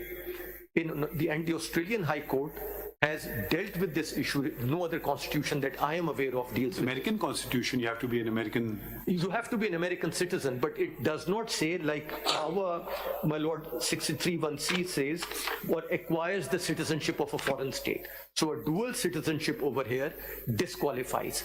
In the Australian Constitution also, a dual citizenship disqualified. But the lordships over there have taken the view that if the person then steps down, abandons that citizenship, he can come back in tomorrow again. And there they have also taken the view that if he has applied for his citizenship to be renounced, then the constitution of our country will not be contingent on the delay or speed of the legal processes in another country. He has done the best he can, and therefore they have said he can continue to be in office. Why were you disqualified? My lord, Why have you been disqualified? from The petitioner. the petitioner. Yes. Petitioner was disqualified. Your client. My lord, my client, yes, I was coming to that. My lord, he has been disqualified on the ground that he had created a trust for the property called Hyde House, and his defense was that Hyde House was a trust. The Misdeclaration in the nomination form, is that the allegation? Yes, but his case was that there was no misdeclaration. No, that's a different thing. I just want to know what was the reason. So in all these cases, if you look at all these cases that where 62(1)(f) was invoked, the misdemeanor is misdeclaration, or maybe they have not given. Misdeclaration generically would be it, and misdeclaration in the worst form taken could be brought into H. Worst form, moral I mean, कहीं हो सकता है innocently भी हो, लेकिन चलें worst form में ले लें, it is moral turpitude, and that provides for 2 years plus 5 years, so that's 7 years. So even if suppose a person did not get convicted because there was no case filed, worst to worst, if the case was there, he would be out in 7 years. So 7 years period could be easily read into the F clause, because that's the only natural corollary. I mean, it doesn't make sense otherwise. Yes, my lord. And again, Would there be any incident coming out of F which will go out of H? my lord, the मतलब आपने नई case बनाया, suppose मिसडिक्लेरेशन हुई, उसके खिलाफ किसी ने कोई क्रिमिनल केस ही नहीं किया, अगर हो जाता तो वो 2 साल वो होता और फिर उसके बाद 5 साल होता, यही है ना? Is there any situation in F which would go outside H? my lord, not that I can think of. No. Do you think the words in F, it says, it doesn't end by a country, by a court, it says court of law. My lord, yes. Is a court of law different from a constitutional court? Because it could have stopped at the word court. So I just want to know, does it, the of law add anything or doesn't add anything? My lord, of law adds in the sense that probably the returning officer will not have this power. The returning officer is not a court. I'm Yes, just thinking it's in not. terms of Section 9 courts under the CPC. Are these court of law Section 9 courts or court of law? Because it should have said, it could have ended by saying by any court.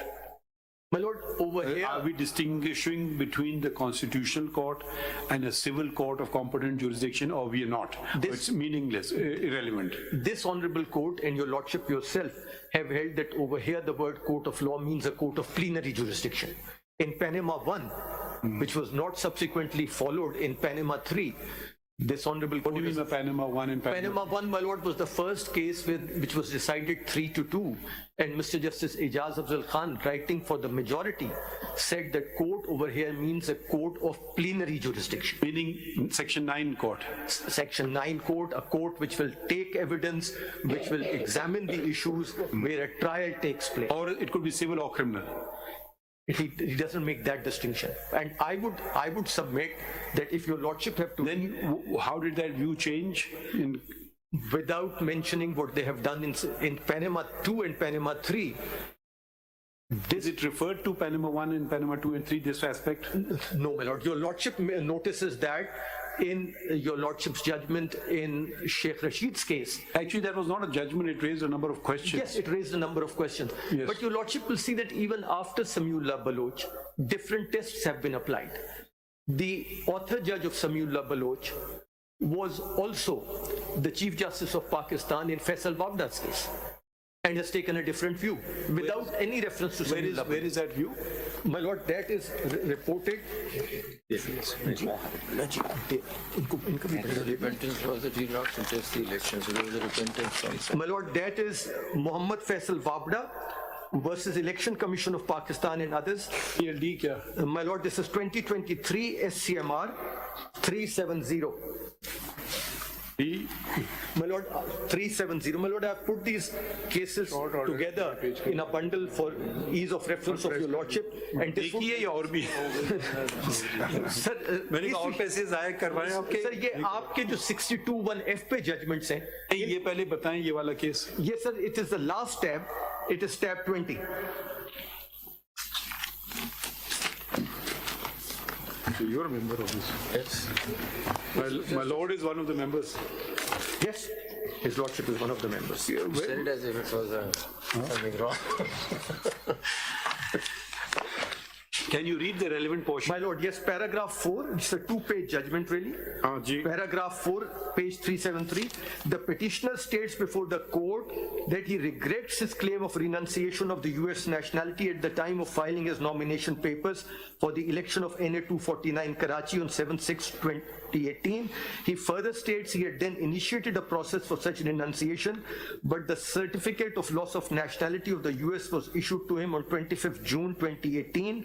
He admitted that he was disqualified from contesting the election under Article 61(3)(1)(c) of the Constitution on the date when he had filed his nomination papers for the election of NA 249 Karachi, and that his affidavit filed in with the nomination paper thus contained an erroneous statement which he regrets.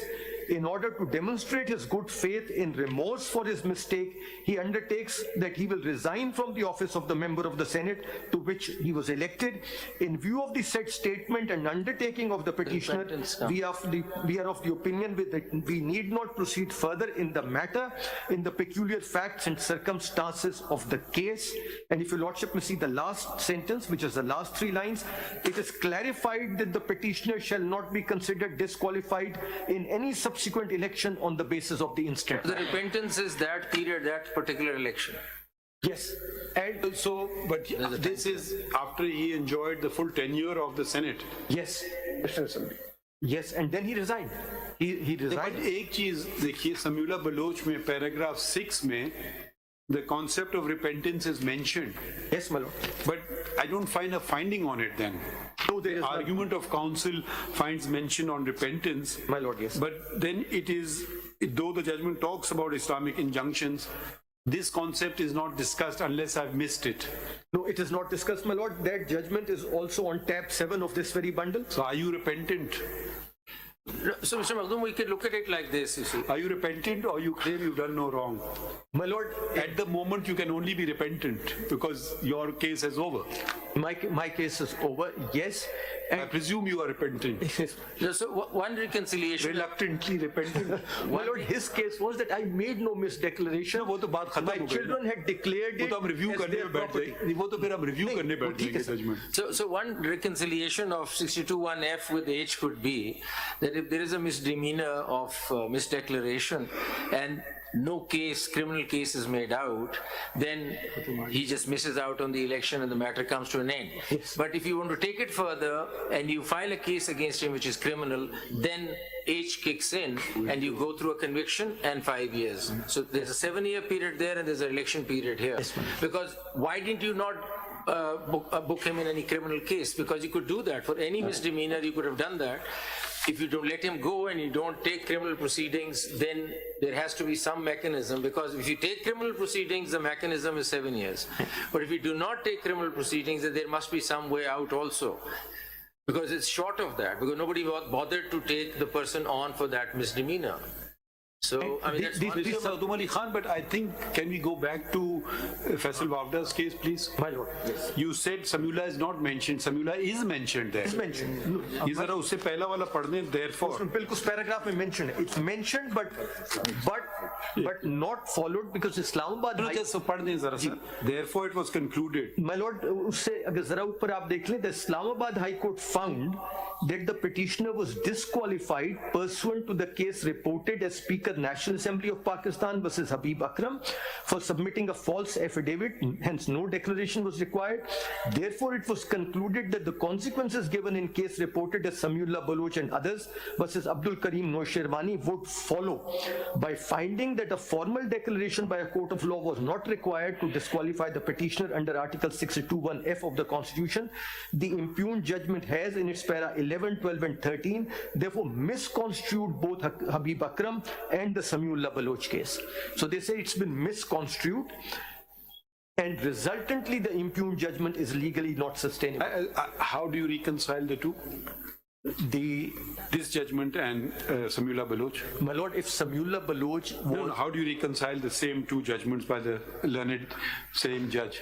My lord, my submission is that if Samiullah Baloch was strictly followed, there was no way out but to disqualify Mr. Faisal Wabda in Islamabad High Court. Life.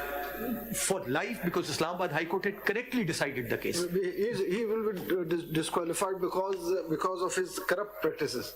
Oh, my lord. The person who gives false statement.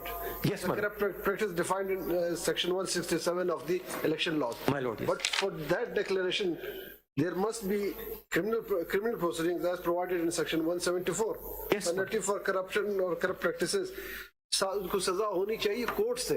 Ji. Court means criminal court. Your lordship is When there absolutely is no right. declaration from the court, can person be still called as a corrupt practice? My lord, that is my submission, that 62(1)(f, the declaration which they're thinking about is the declaration under now the Election Act 2017, previously the Representation of People Act 1976, and the words used over there were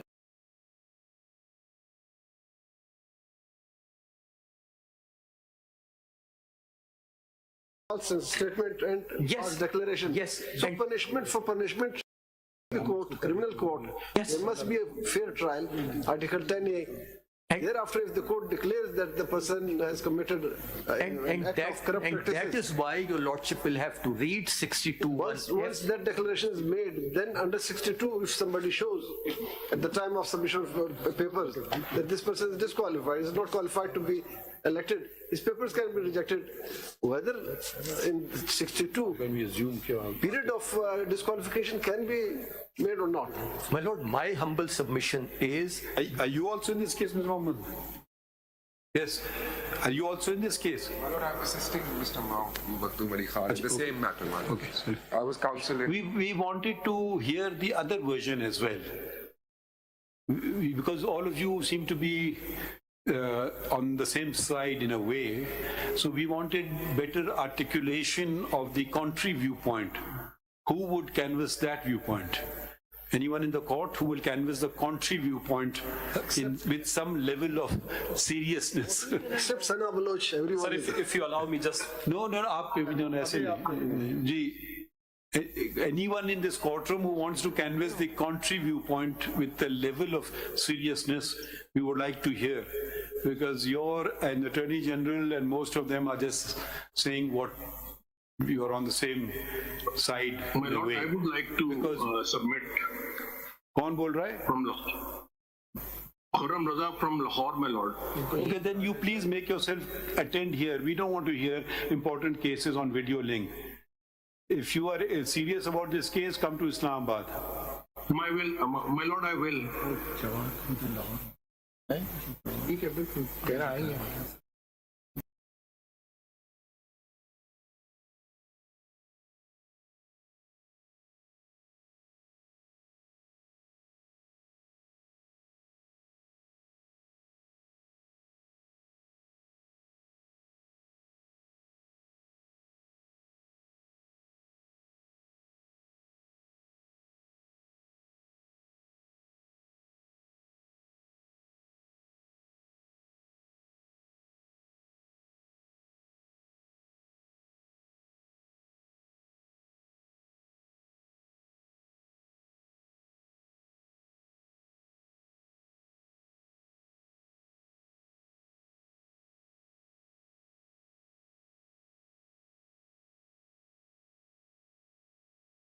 Someone who has the opposite viewpoint, senior counsel, Mr. Maktoum Ali Khan. my lord, The contrary viewpoint.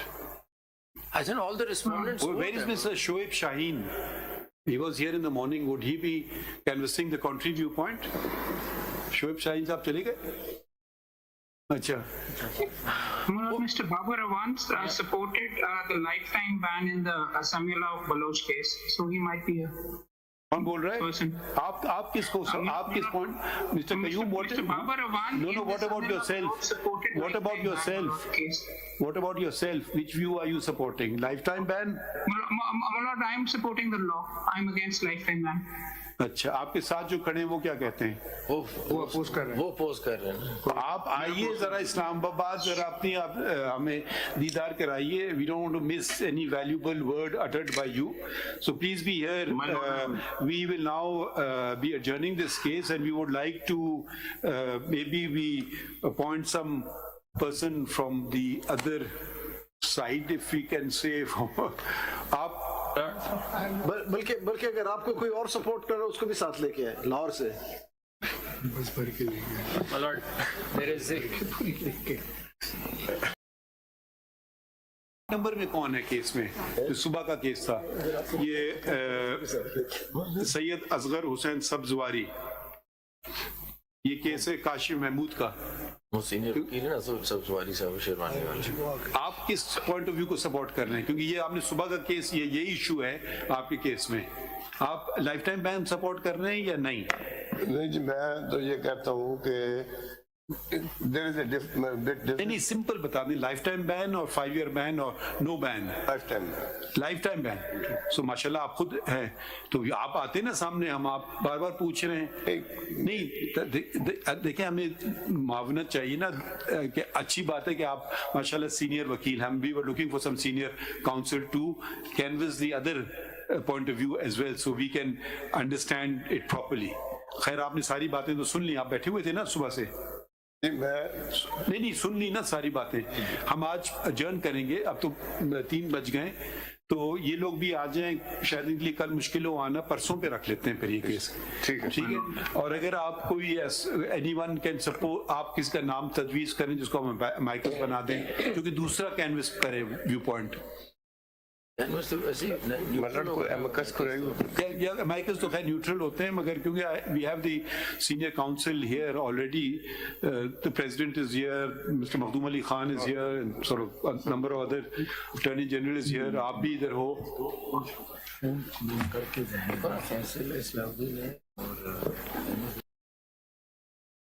Siddiqui साहब हो सकते हैं। किसी case में थे अहमद या Salauddin.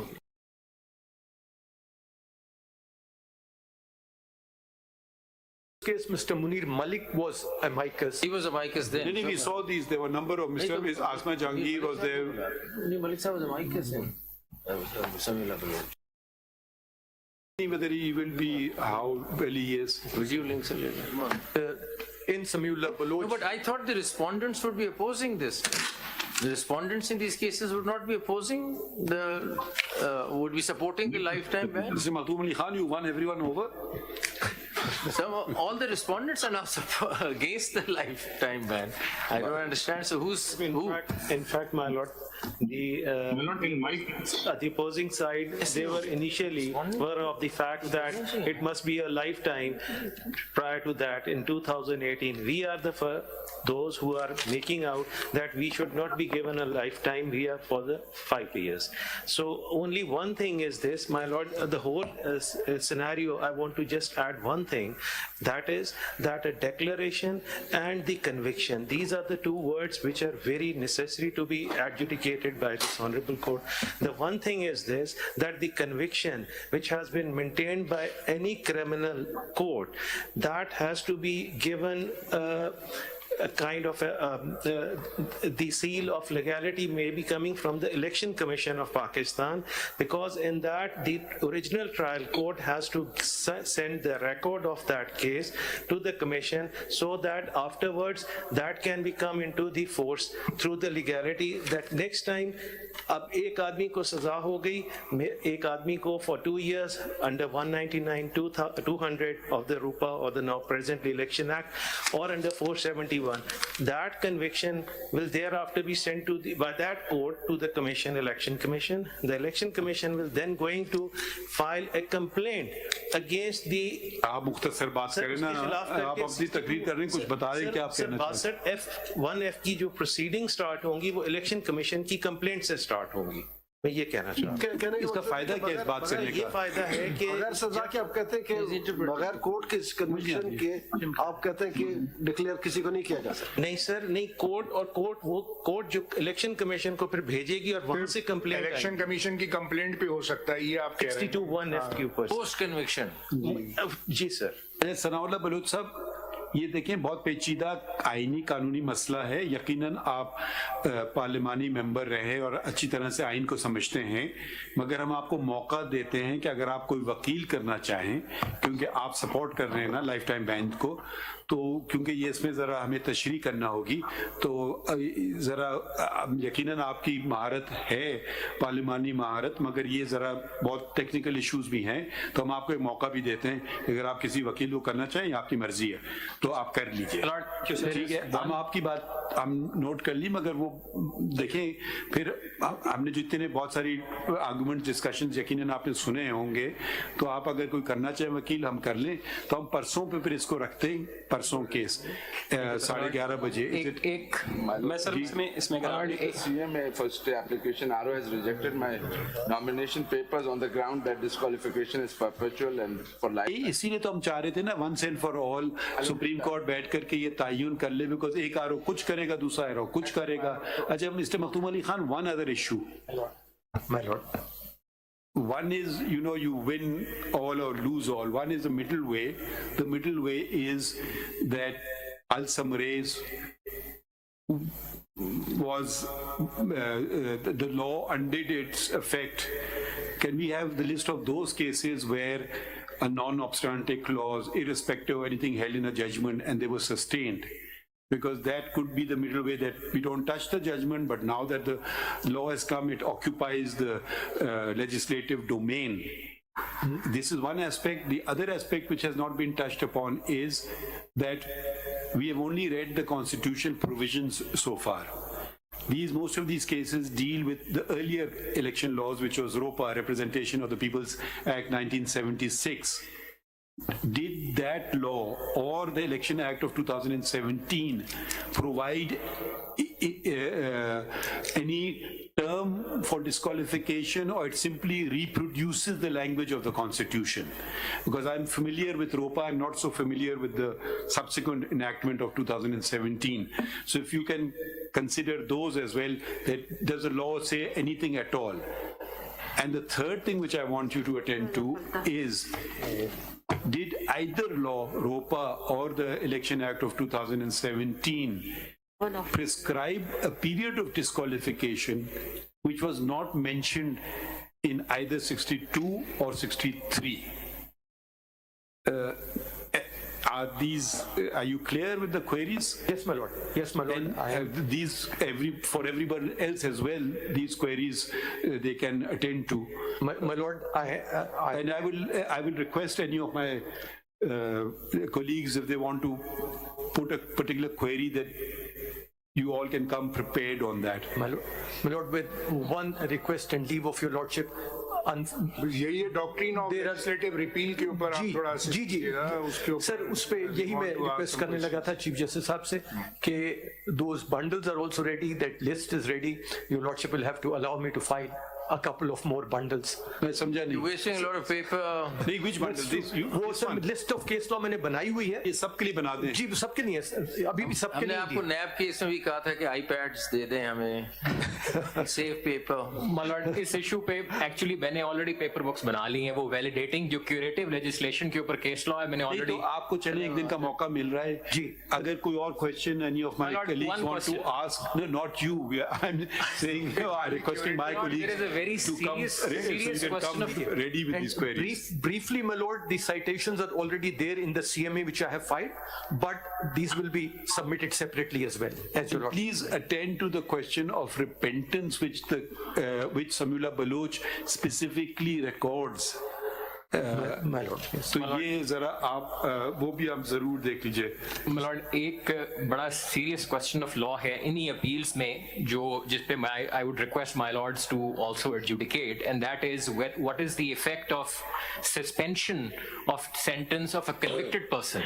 Is one thing we've already noted in our original order, which was a 3-member bench order. Of course, if my colleagues want to add to it, that we will stay clear of criminal cases, pendency, we are just going to restrict on qualification and disqualification. Because elections are... इस case से तो नहीं ताल्लुक है। My lord, वो judgment उसके appeal में मैं आया हूँ और वो sustain हो नहीं सकती because that judgment is in violation of a number of judgments of the Supreme Court. वो judgment basically उसका effect ये है। देखिए हम principle of law तयन करना चाह रहे हैं। Individual cases हो सकता है हम उनको अलग कर दें, फिर सुने, छोटी बेंचेस सुने, ये 7 मेंबर बेंच अगर सुनने बैठ जाए तो पूरे इलेक्शन खत्म हो जाएगा। हम सुनते सिर्फ प्रिंसिपल की मैं बात कर रहा हूँ, वो उन्होंने रिडंडेंट कर दिया है आर्टिकल 63(1)(h को, जो हमने अभी बात में सुन लेंगे आपको।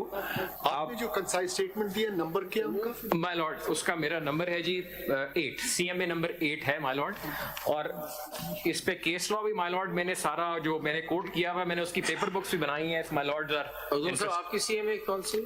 Mine is 6, my lord. So what we do today, we'll observe loudly, and that I'm sure will be recorded. If anyone wants to canvass the contrary point of view, not to come and make a speech, but attend to the constitutional provisions and the law, we are ready to hear it. The contrary view being that it's a lifetime ban. So because most of you are in support of a 5-year ban or no ban at all. So that offer is open to everybody. If we consider, we will appoint amicus as well, but at short notice, whether they can render even that assistance or not, because this has to be wrapped up very quickly one way or the other, because every returning officer should not be left confused what he has to do. I'm sure you all agree to that extent. Whatever it is, it should happen once and for all. And my lord, my CMA number 1 for stay is fixed today. Regarding the RO in civil appeal number 1946/2023, been disqualified. My lord, RO has held that he is disqualified for life, regardless of section 232(2) and regardless of orders passed by my lord. नहीं तो वो हम देख लेंगे ना, अभी हम appeal में जाएंगे ना, अपील तो कर लेना अपनी rights of. As an abandoned caution, we have. हाँ तो वो कर लीजिए ना, पता नहीं हम किस तरफ फैसला करें। अगर हमने आपके फेवर हो गया तो उसका इफेक्ट हो जाएगा ऑटोमेटिकली। ठीक है। I had drawn your attention to the 4 points which Ishaq Haqqani's case the court had left open with regards to which court would it be to give the declaration, the procedure to be followed, the standard of proof and the locus standi. It is PLD 2015 Supreme Court 275 at page 283. These 4 issues are identified but were left unanswered. So if my lords, and this is also for posterity because this declaration of law, now we are looking at the time limit which is to be applied to this declaration of law, but how this declaration is to in fact be given is also something very important. 2015 Supreme Court, PLD 2015 Supreme Court 275, Ishaq Haqqani versus Nawaz Sharif, and page 283. I didn't do it at 9:30. Paragraph 4.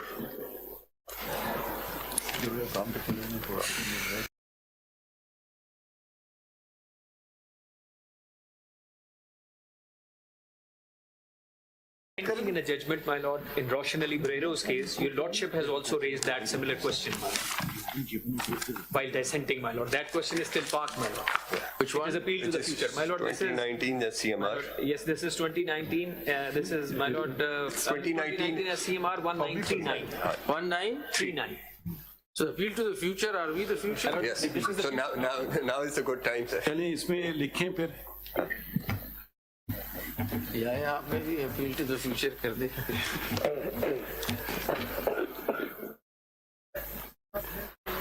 अच्छा हाँ, इसमें लिखिए CPLA number 2680/2023.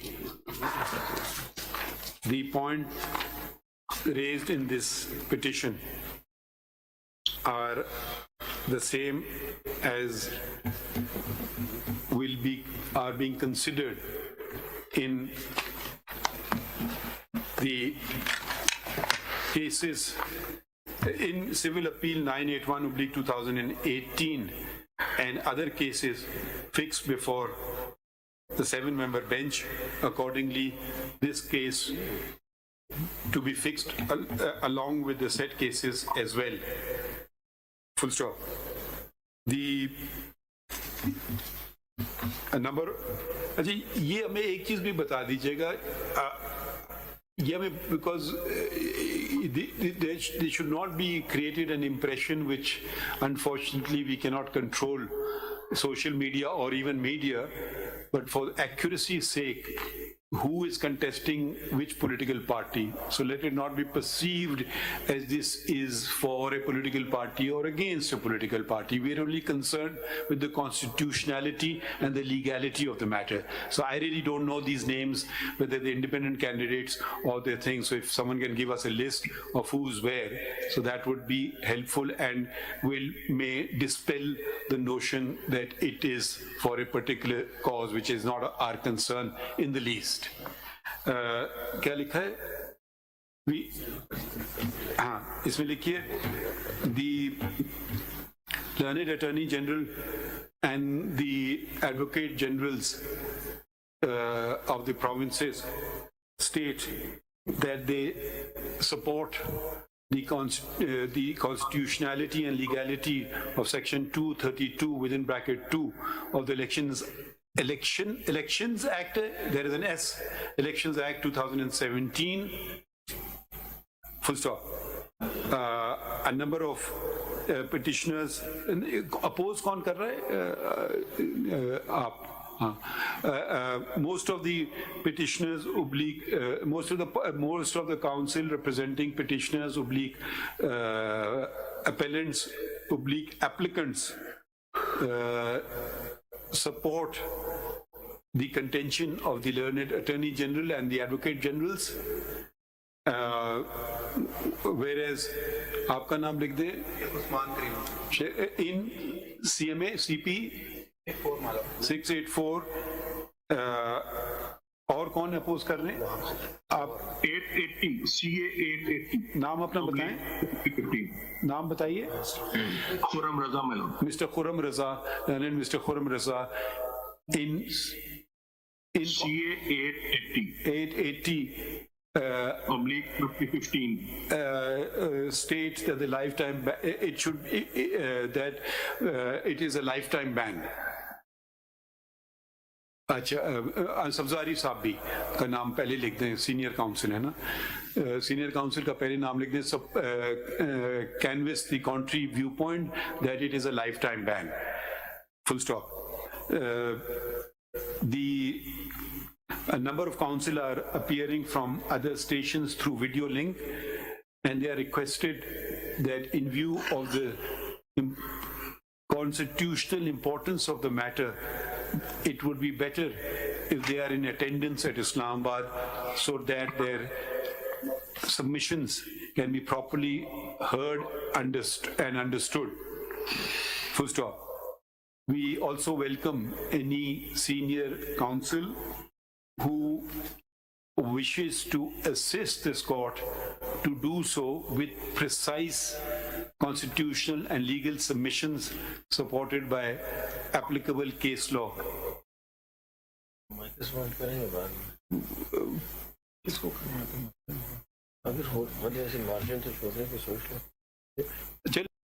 लगता है कि अगर हम कोई माइकस अपॉइंट करें शॉर्ट नोटिस पे, पता नहीं it will be fair to a Micus or not. Can you suggest a name that we can appoint and who's available at Islamabad or Pindi?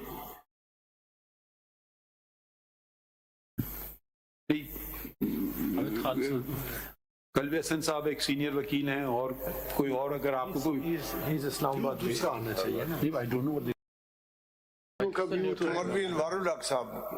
Farmer जज ऑफ हाई कोर्ट लाहौर या मौजूद कोई इस्लामाबाद पे, अब हम उनको लाहौर से बुलाएं किसी को. इस्लामाबाद में होते हैं. कौन? पिंडी में होते हैं. कौन? मौलवी अनवारुल हक साहब. हाँ, मौलवी अनवारुल हक साहब. ठीक है, इन दो को करने हैं. My lord, he is not enjoying very good health these days. He's having issues with his health lately, my lord. Maulvi Marula. तो नहीं, हम ऐसा करें, हो सकता है हम अपॉइंट कर लें जरा, बिकॉज वो कह रहे हैं उनकी तबीयत ठीक नहीं है. But anyways, if someone wants to come and assist on a legal point, even if they're not parties, they may come and do so. Sanaullah साहब को हमने already कह दिया. Mr. Sanaullah Baloch states that he represents his brother Samiullah Baloch and supports a lifetime ban.